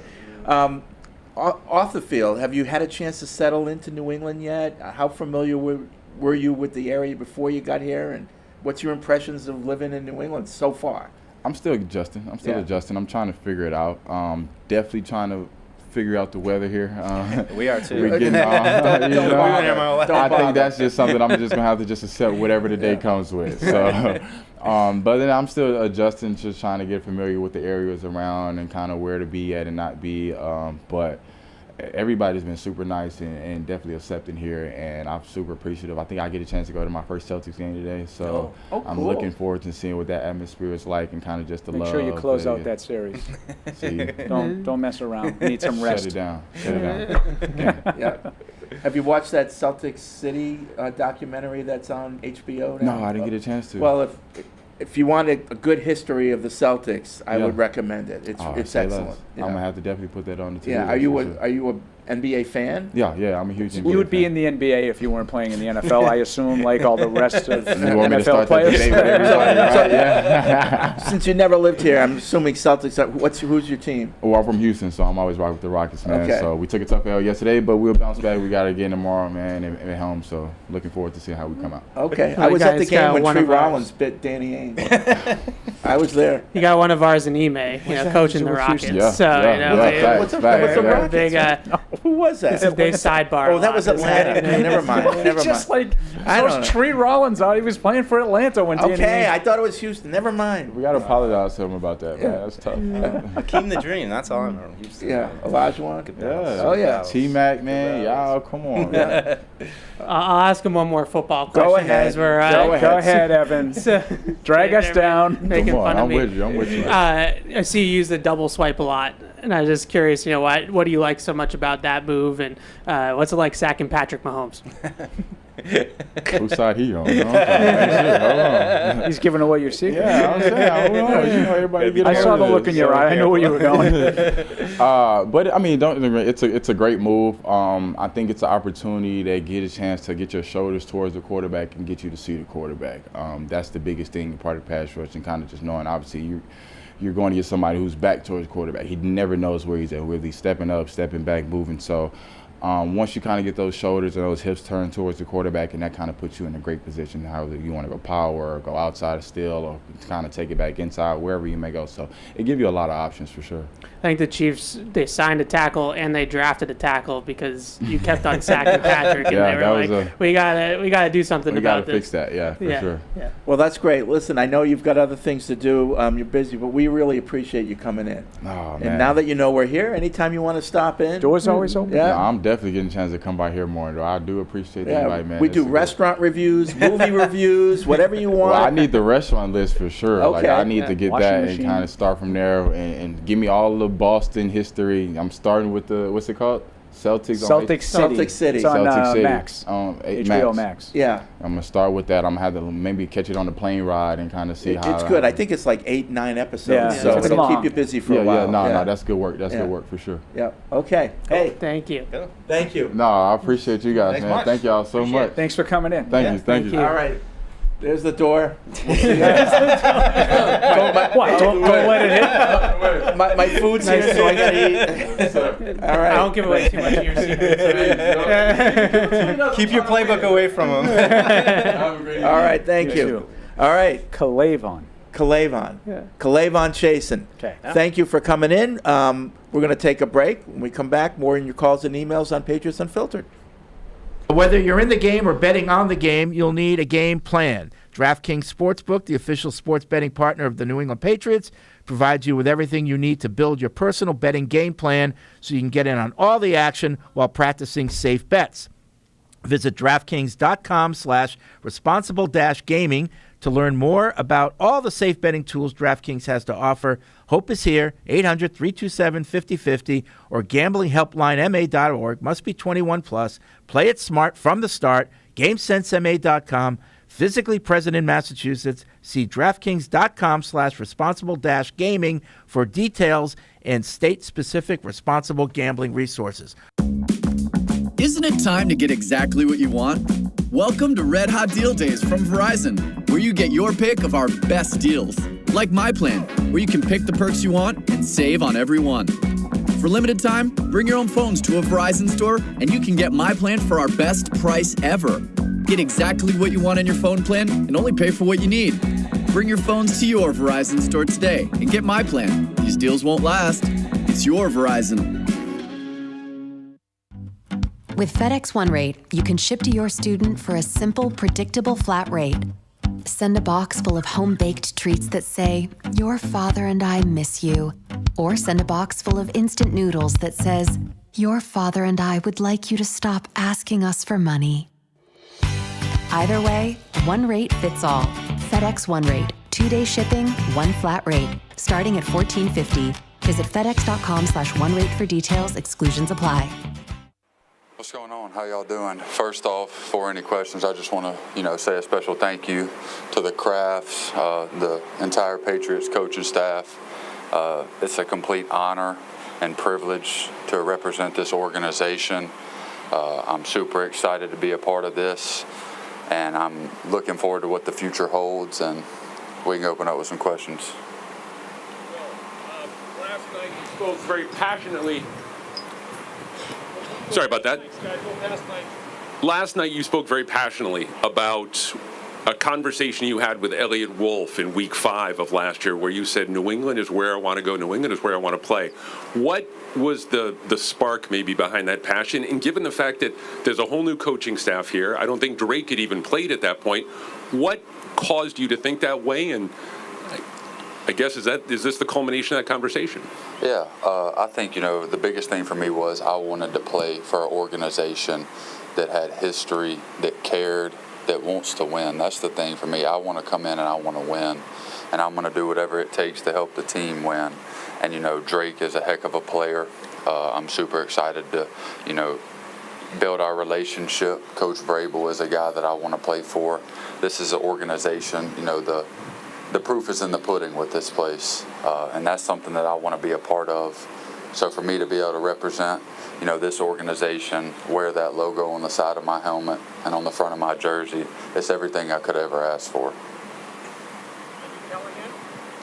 Hey, Will, over here. Welcome to New England. Congratulations on getting drafted. Coach Vrabel told us yesterday about your workout. We know he had the blocking pad. You put him on the ground. Setting that aside, he'd also expressed he could tell in your eyes you made a point that day to get drafted number 4 overall. Can you provide some more detail what that visit and workout was like and what you did to obviously deliver yourself as a number 4 pick? Yeah, for me, it was just coming out there and, giving them everything that they flew down there to get, showing how intense I was, how coachable I can be, and just really having all eyes on what they wanted to see. Whatever they wanted to see, I was willing to do, no matter what it was. And that's something that I just wanted them to know, because I'm going to do whatever they ask me to do to help this team win in any way that I can.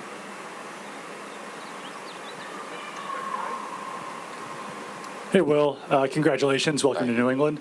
Mike Vrabel was saying yesterday that, sounds like you're probably going to play left tackle here, at least give you that opportunity. What does that mean to you, and how important is that to you to play left tackle? Yeah, it's a pretty cool opportunity to have. I'm just super thankful for them giving me this opportunity, them believing in me. I'm super excited for what the future holds here, and I really just can't wait to get back out here after today and get back to work. Hi, Will. Will, congratulations on getting drafted. I'm just curious, I know you wore number 66 at LSU, and it seems like you're going to wear that here as well. Just what's the significance of that number for you? Yeah, I mean, it's just something that I started wearing my freshman year in high school. That number has gone with me as I've grown as a player, and I continue to grow as a player, so I'm just super thankful that Wes was able to, let me wear that, and that it all just worked out.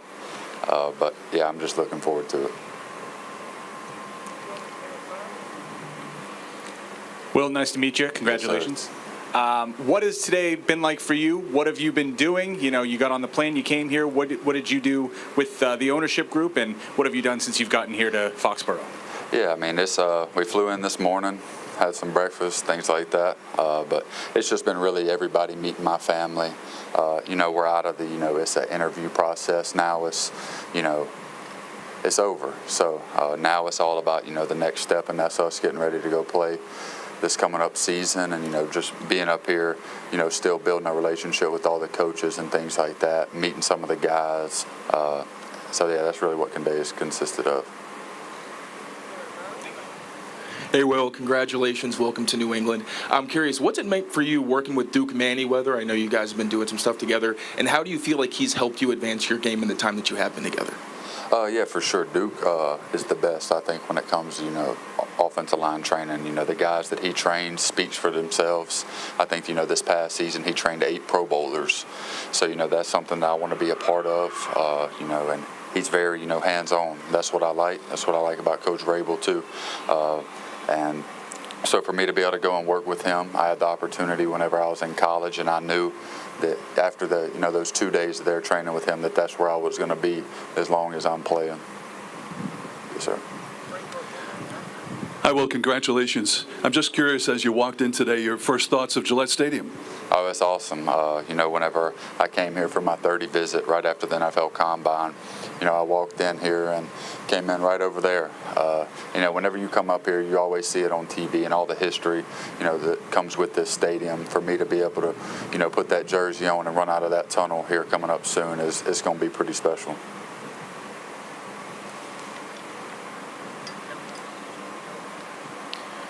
Will, welcome to New England. Just wondering, Drake May posted last night on X. He said, love this guy already after some of your comments last night. Just 2 questions. Have you had the opportunity to speak with Drake May, and just generally your reaction to his comments last night?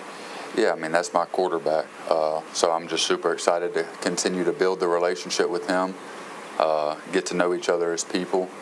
It's something I'm looking forward to. I'm a quarterback guy. I care about him a lot off the field and on the field, and yeah, we were able to talk. He met my family, so that was pretty cool. We just talked for a little bit. He had to do some stuff and things like that, and we had stuff to do, but it was short and sweet. But that relationship will continue to grow, as more as I'm up here. Hi, Will. Welcome to New England. I'm just wondering if you have talked to Josh McDaniels, and how do you see yourself fitting his offense? Yeah, I was able to talk to, Coach McDaniels whenever I was up here on my 30 visit. And, he's been here for so long. It's just an honor to play for him. He's coached a lot of good offenses, in his years here, and I'm just super excited to get to work with him. I'm going to do whatever he asks of me, and I'm just really honored to be able to play for him. And now, great moments in history. When we go to Ford Field to play the Lions, and they do that pregame show? Yeah, And there's that kid who's like in his early 30s, maybe at most. At most, yeah.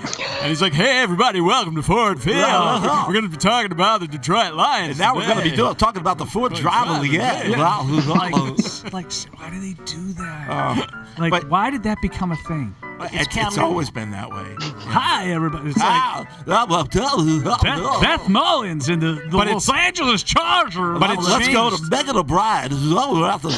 And it's more. Megan, it looks a little cold today. That was like a mix of I would pay you Johnny $100. Announcer voice and Harry Carey. Right. I would pay you $100 to do the rest of the show just like that. Well, I don't know if I could keep it up. That's pretty hard. That's what she said.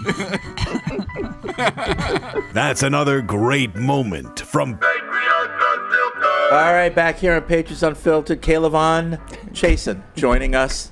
No? I think that's it. I think he nailed it, Fred. No, I think he got it. I think he got it. I don't know why he's You nailed it. laughing. Why? What should it be? He said K'Lavon. That's what he said. I K'Lavon. don't think he did. He did. I think he said K'Lavon. He said K'Lavon. It's K'Lavon. We could go back. Rewind the tape. Whatever. It's like we have the tape or something. Chaisson came in. Thank you to Chaisson for coming in. But no, that was good to see him. First time great. I've talked to him. First time we've talked to him. Yeah. First time any of us have talked to Yeah. him. Yeah. So, I would thought you were going to be more excited. I was mad at him. He's an edge guy. No, I was excited. Well, now that he knows he's an edge guy, he's No, going I was to be on excited. That's board. why I asked him about having a good year last year. It seemed to come together a little bit. I mean, I give him a lot of credit for kind of tip of the cap Max Crosby on the other side of rushing. It does make things a little bit easier when you're going across from that guy. But no, I was impressed with him. And, yeah, I mean, they need him this year. Hopefully he can build on what he did last year. A lot with of the Raiders. energy. I think it just is another example of sort of changing things over and trying to create a different culture than what they had. Yeah. You can hear it. You can hear the enthusiasm and the energy in his voice. Now, that doesn't mean anything. I know, Fred, you got that scoffing look. If he can't play, he can't play. Right. He's right. going to have to produce on the field. Right. But I kind of like the vibe of Yeah, good these opportunity. guys that are coming in to talk to us. Some of them we haven't ever met before. Right. I like the vibe. I can see why he would want to be here because there's tons of opportunity for him. I mean, if he wants to build on that year, if it all wants to click for him, and I guess it's year 6, I guess. Yeah. He's going to have the opportunity to. Yeah, signed a 1-year deal too, so he might Make some money. hit the market again next off season if he has a good year here. And then he had one of his better years last year. Then sacked Patrick Mahomes a couple times. Well, it looks like your people are going to have a tough time figuring out who the good guy of the year award is. Oh yes, it sounds like we got a lot of good guys. Yes, we have a lot of good guys. That's true, and some good guys that have now departed. So like they're out of the running for the good guy award.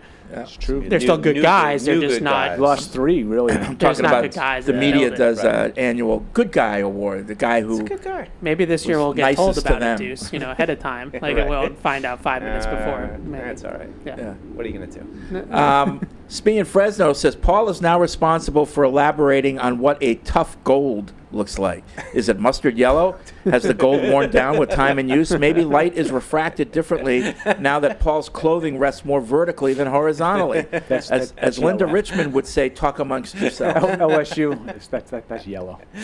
That's not Funny. gold. He snapped. He was like, Oh, gold. no, he corrected me quickly. Gold. Oh, yeah. True. LSU gold. Oh. It is funny. Like those are the types. Make of a play, schools- Terry Glenn. What are we doing? Make a play on the ball. Nobody knows what you're talking about. Drew just threw a pick. They're showing Aaron Glenn highlights on NFL Network. Did you and- know Aaron Glenn was the coach of the Jets? I've heard that. I didn't know that. I didn't know if that Wow. was true or not, but it is. You ever notice Evan hates everybody and everything in the league? Especially the 70s Steelers. Oh, no. Everybody Don't and even- everything around the Don't even league. get me started on the 70s Steelers. I heard the ball boy got into the Pro Football Hall of Fame on the 70s Steelers. That's true. Well, he's on the NFL nutrition program. We're trying to, the Patriots dynasty, it's like trying to pull teeth, but I heard the third string long snapper in the 70s Steelers in the Pro Football Hall of Fame. Yeah, the water boy on the Steelers had like a 6-gallon jug. He was just walking around with like one arm holding it Yeah, he's out, got a bust and can't. You're right. There was too much. Too many Steelers got in at that time. I don't know why. But Hey, you care to elaborate? no, I just think there was Which one?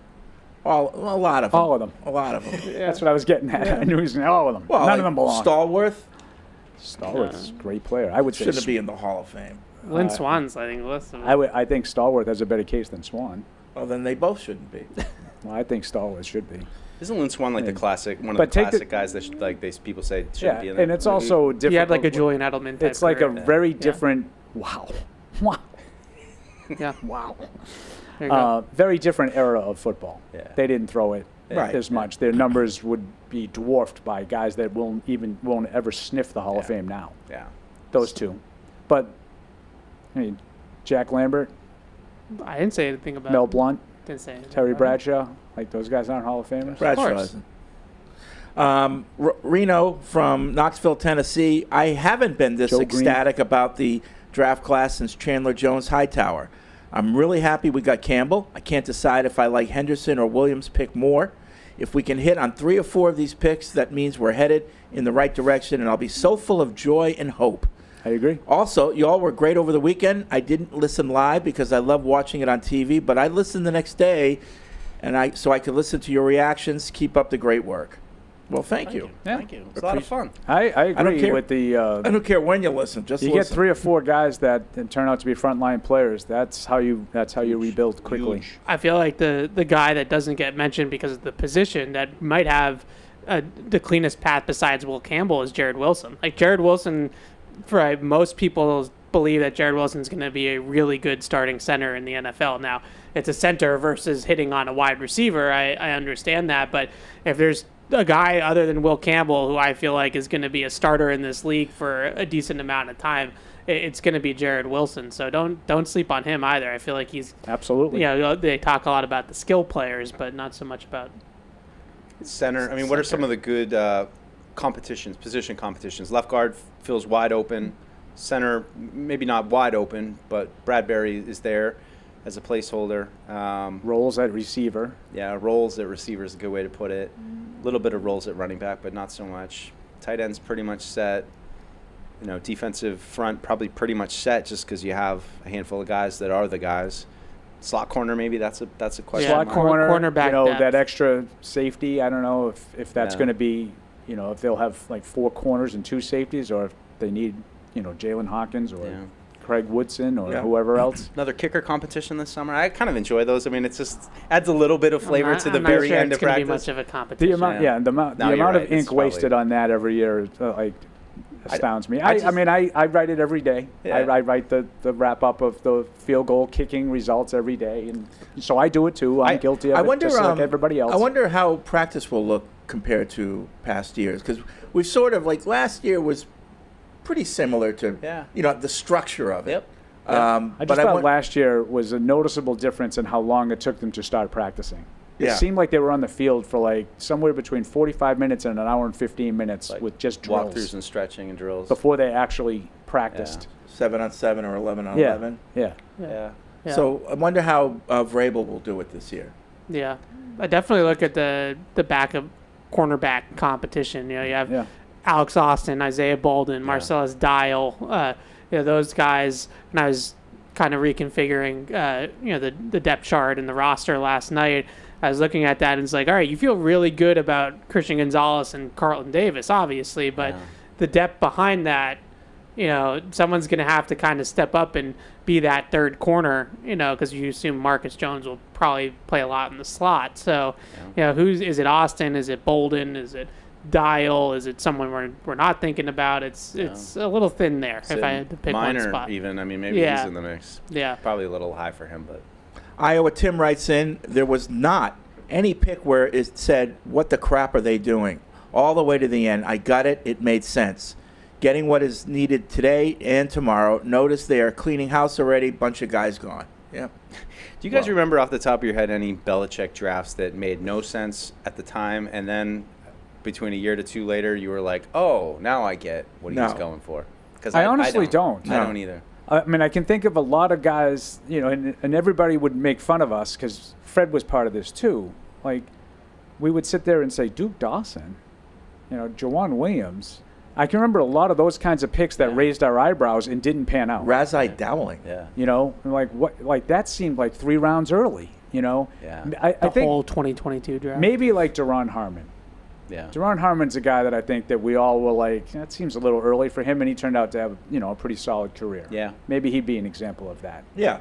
Yeah, it seems more and more of that as you got into the 2010s. I mean, Fred mentioned Razai Dowling, 2011, I think. Yes, absolutely. And I say this all the time. There's I think, a revisionist history with the Devin McCourty pick that, and I saw it actually repeated recently as this pre-draft period came up.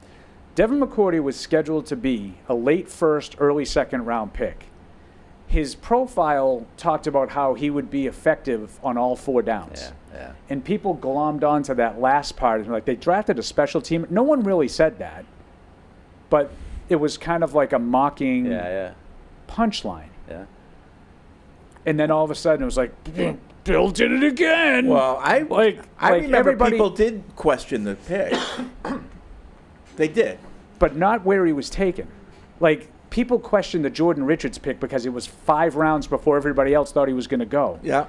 Devin McCourty went exactly where he was supposed to go. That might be true. I mean, it's the same with Kyle Duggar. People were like, oh, but he was scheduled to go where he went. But I do remember. And I guarantee you they got an A on the draft. I do remember at the time people questioning the McCourty pick. Like, I remember. He's not really good at anything. He's not good enough at anything to be a first-round pick, is what I heard. I don't remember hearing it. I do. I remember people questioning the pick because they wanted somebody else. That's different. Yeah. But, like, Jordan Richards, Tavon Wilson, Cole Strange, Duke. These are guys that were drafted, and everybody said, like, what are we doing? Oh, Like, yeah. Everybody else has these guys as day 3 guys. None of them And we're ever. taking them early day 2. Right.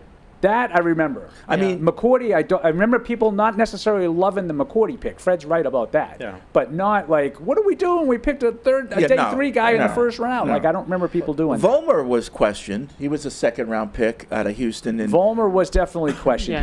He wasn't invited to the combine. He had the back problems. They thought he was a project. I remember he was asked specifically in the post-draft press conference. Bill was asked, is this guy kind of a project for round 2? And Bill got his back up. Like, no, it's not a project. Maybe I'm wrong here. I'm just kind of flying off the cuff, but it seems like when you look at Bill, some of his best performances weren't necessarily pulling performances out of players he drafted, like that we're talking about. It was more pulling those performances out, I would say, like free agents and guys that were acquired that way. You know what I mean?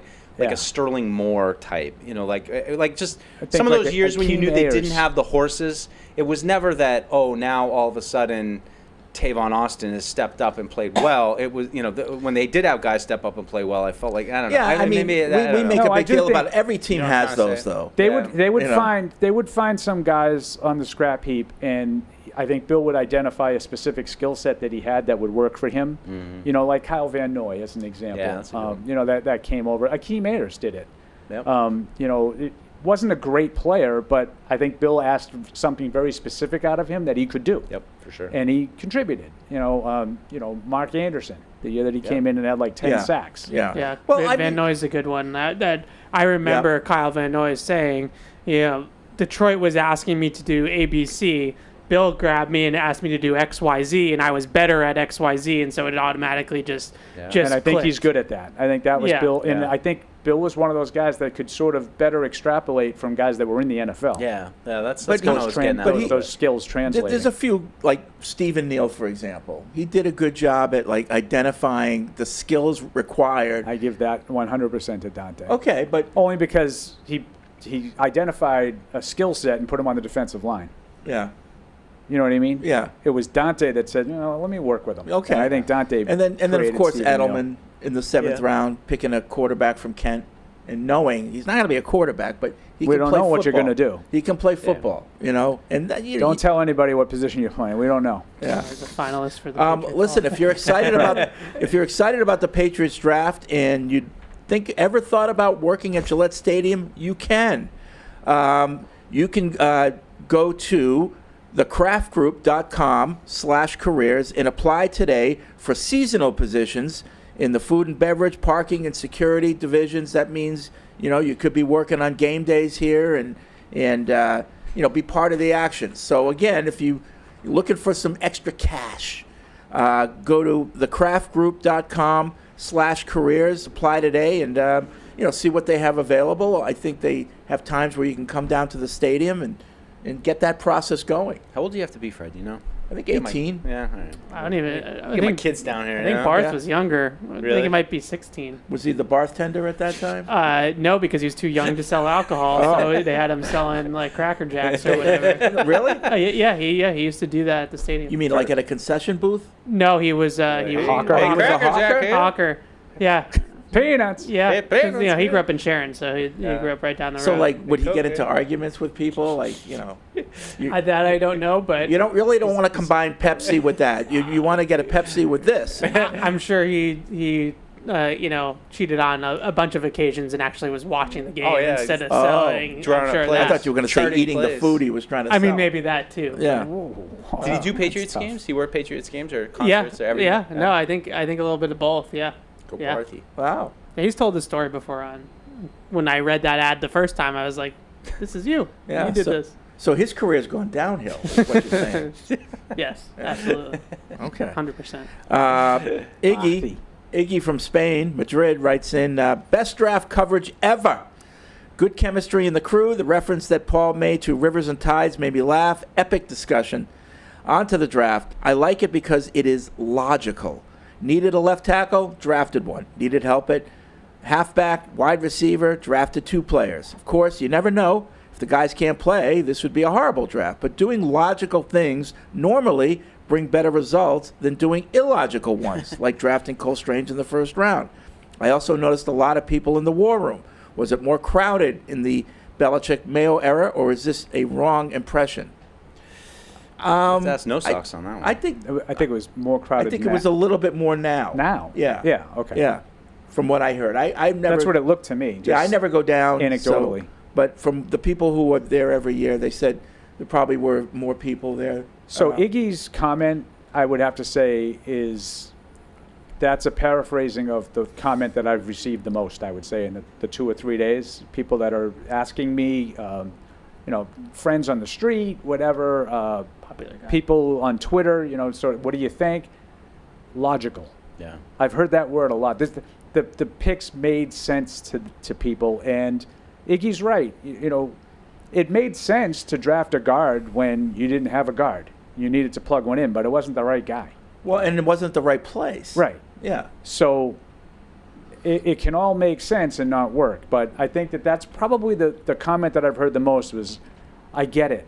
These picks all made sense to me. They didn't reach. They stuck to the board. They took positions of need that were deep positions of talent, and I think people are excited about that. I think to me too, it's more than just the positions, it's the type. And that, like, I've been saying the whole time, like, I want a fast wide receiver. Like, we talked a lot about types of wide receivers.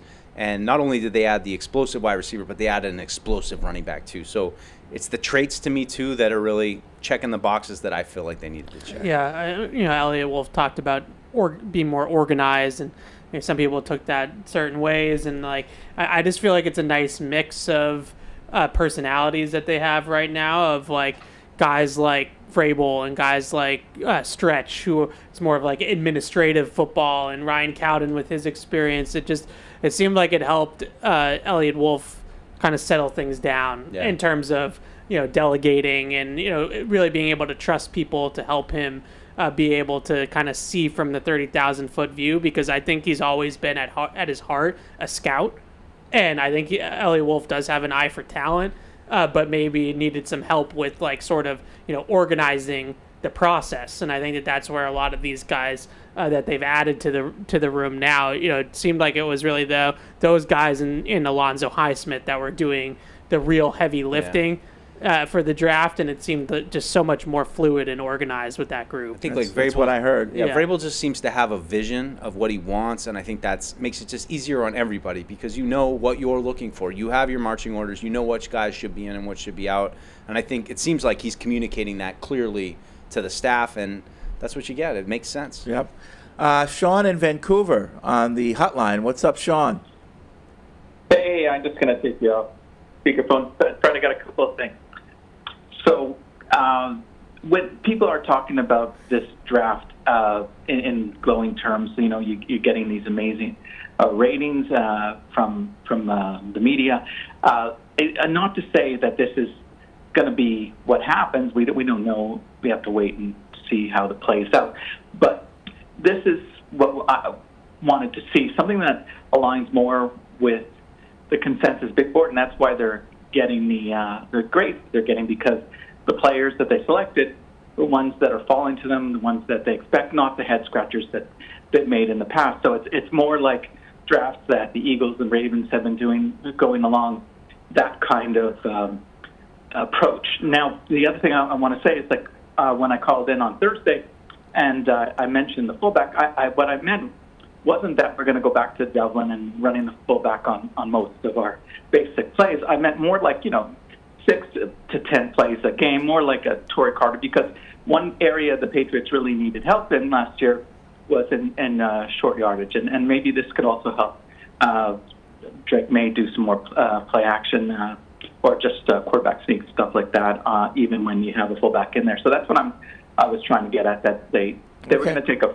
undrafted free agent, and they did still with hope Brock. not. I know, Evan, you were kind of tongue-in-cheek, but I think that might be important player just for a few plays. There you go. Thanks. All right, thanks, Sean. I'm an advocate for the fullback. I love fullbacks. I think they bring a lot of schematic advantages to not just a run game, but also a play-action pass offense as well. And nowadays you see different formations where the quarterback is in the gun or in the pistol, and they still have an offset lead blocker in the fullback. They call it a sidecar formation, and like you can do that now where you're not under center, but the ability to have the fullback go in either direction and add blocks onto either side of the formation with that unpredictability, and then to sequence that together with the same look but it's play action, those things can be really difficult to decipher for defenses. So I don't think is it worth having a fullback for 5 or 6 plays a game?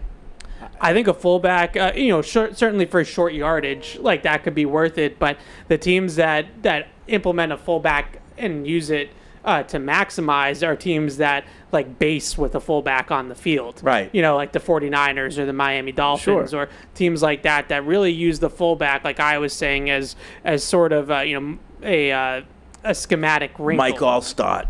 Oh. Yes. Yeah. Well, Mike Allstott Was was he a also fullback? running back. Yeah, he was. But yeah, I understand Merrill what Paul Hodge. is saying in terms of like, those guys don't bring a lot, to the passing game in terms I of just receiver. think those guys are special. Like Kyle Juszczyk is a special player. Yeah. Like, and that allows you to open up a lot of things for your offense. I would never argue with you in terms of the creativity that allows you, but I think those guys are special. Yeah. I don't think that James Devlin was capable of opening that up for you.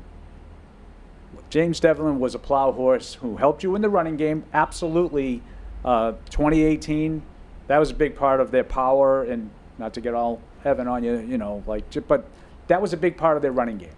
And that's fine. You can do that. I don't want to play that way.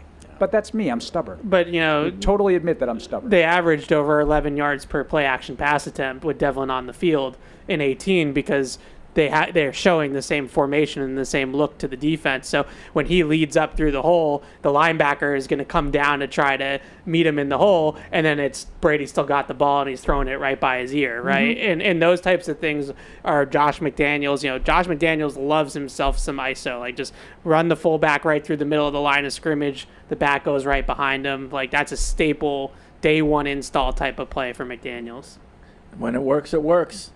Who's this guy on NFL Network comparing Travion Henderson to Marshall Faulk?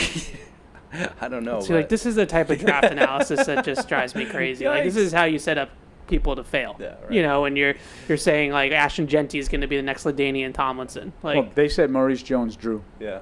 Oh. That was his comp. That was my comp. I like that comp. They had Joe Mixon for Don's in Philly. Hampton. Hey, Don. Hey, guys. Just want to say love to the draft, and obviously hindsight is 20/20, but just wanted to bring up 2 hypotheticals, and they are mutually exclusive, so take it for what it is. But so we took Campbell and Henderson. If you look back, would you have preferred having Genty and Ursery? You wouldn't have had to trade up. And then, like I said, it's mutually exclusive. If you go from 2nd to 3rd round pick, would you rather have Luther Burden and Dylan Sampson or keep Henderson and Kyle Williams? Thanks, guys. Yeah, and I've heard that before. The second ones are going to be worth keeping an eye on. But the whole thing, Genty and Ursery, I get it. But if the Patriots had taken Genty at 4, other things would have happened. The butterfly effect. Ursery may not have been available. You don't know, if they had taken, they would have been more likely to be available because there would be an extra tackle in the mix. I don't know. Things happen. No, but it adds a tackle to the available I understand. Mix. So it's kind of illogical that a tackle who was available, even when Will Campbell did get taken, wouldn't be available if he hadn't. Yeah, but butterfly effect, things. Yeah, I think the second part of that, is going to be worth keeping track of. It's going to be this year's version of Tyquan Thornton instead of George Pickens and Alec Pierce and Sky Polk Moore. and McConkey. You're going to have Polk and McConkey. See, all of my references are older. That's the way I do it. Instead of the one that's right in front of me from last year. The second part of that, when he's talking about Dylan Sampson, how much difference is that? Could you have done better at wide? Would you rather have the better wide receiver and the lesser running back, or the better running back and the lesser wide receiver? Like, that's basically what you're coming down to. Now, ideally, you hit on both, and Kyle Williams is going to be a better wide receiver than Luther Burden, who has character issues, and that's the reason why he would have been available to you at 38 or whatever it was that we picked, 36, 38. So you had an opportunity to pick him. If he's better than Kyle Williams, that's a legitimate second guess. Well, I mean, yes and no, because I don't think they were ever going to take Luther Burden. So we're just operating but on that doesn't mean they're right. Like, you put a guy on a guy on your do not draft list. That doesn't mean that you were right to do that. If the guy has a 10-year career and never has any problems, sure.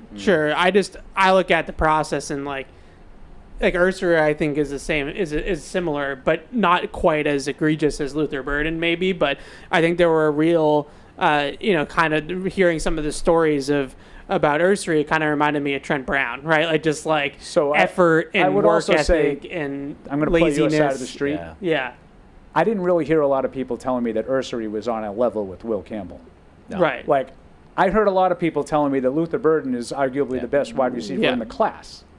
So I think even at full strength, high motor, Ursacher I don't think is as good as Will Campbell. You add in all the stuff that Evan just talked about, that makes it a no-brainer. Yeah. In other words, if I'm sitting here telling you that Ursacher they should have waited for Ursacher, like, that's 20/20 hindsight. That's not what anybody thought. Now, there's a lot of people that thought Kyle Williams, good wide receiver. There are others that are better. So if they end up being right, then you might have missed. Now, the flip side of that is Trevion Henderson, as the caller said. Is he that much better than the guys that go after him? Because there was a run on running backs shortly after the Patriots took him. I think Henderson's a really, really good player.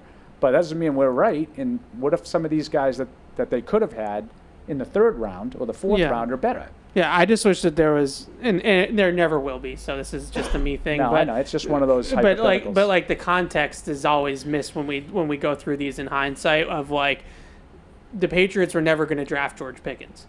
Like, George Pickens was a much better prospect than the guys that were going around him. He went where he went because of his character. I agree. And because of the red flags. So he was not on their board. Like, they were never going to draft him. I feel that, I don't know for a fact, but I feel the same way about Luther Burden. Like, I don't think that they passed on Luther Burden because they thought Trevion Henderson was a better player. I think they passed on Luther Burden because he wasn't a program guy and he wasn't going to be a fit. But when you're evaluating the draft 5 years from now, right, you're like, well, were they wrong in not having Luther Burden on their board? That's my point. Like, they've taken guys that other teams have had off their boards. Right. That haven't worked out. And I don't think I need to say names specifically. I think you guys can figure it out here. Sure. So there's one. That's part of the. Everybody down. There's a couple, but you don't say that name around here. There's that's part of the. I'm with Fred. I think that's part of your draft evaluation. Right. Did you get the character right too? Yeah. Right. You got the talent right, but were you right to say I'm not going to take him at 38? He's off my board. Right. I just am preparing. Luther Burden, unless he goes complete. Luther Burden's going to have a good NFL career. Like, he's going to be a good player. He is a good player. And they're going to be, just like George Pickens, there's going to be bumps along the road where it flares up. So I would no say one that. will put that into context. Like, it's just going to be, they missed on George Pickens again. And in this time it was Luther Burden. You're right. That is what, but I will not do that. And I will actually give Deuce his flowers, who was really on the George Pickens bandwagon when it happened about, this guy's tough. You read a lot about this guy. I don't know if that's a guy you want to bring in. I would say, based on what's happened so far, if the Patriots, in fact, did not have Pickens on their board, I would say they were right. Because these are the kinds of things that they were worried about, and they have happened. Yeah. Even though he's productive. Yeah. No one doubted his talent. He's been productive, but he's a handful. Yeah. And I agree with Evan. There's context to this. If Luther Burden is like Pickens, I would say no. Like, he's been okay. He's produced, but he's a lot. And you mentioned the word context. Even 5 years from now, you have to remember what the context is back then. And right now, we're building a culture. Maybe they didn't think they could absorb somebody like a Luther Burden, where 5 years from now, assuming everything goes right, and they've got that culture, then, okay, now we can bring in a player like that. So Context has everything to do with I it. agree with your point, though. There's nuance to all There of this. is. And it's too often it's black and white. That guy's a good player, and you didn't take Right. it. Like last year, I personally feel like medical is a little bit different, but Ladd McConkey did have injuries in college that people were worried about were going to carry over to the pros.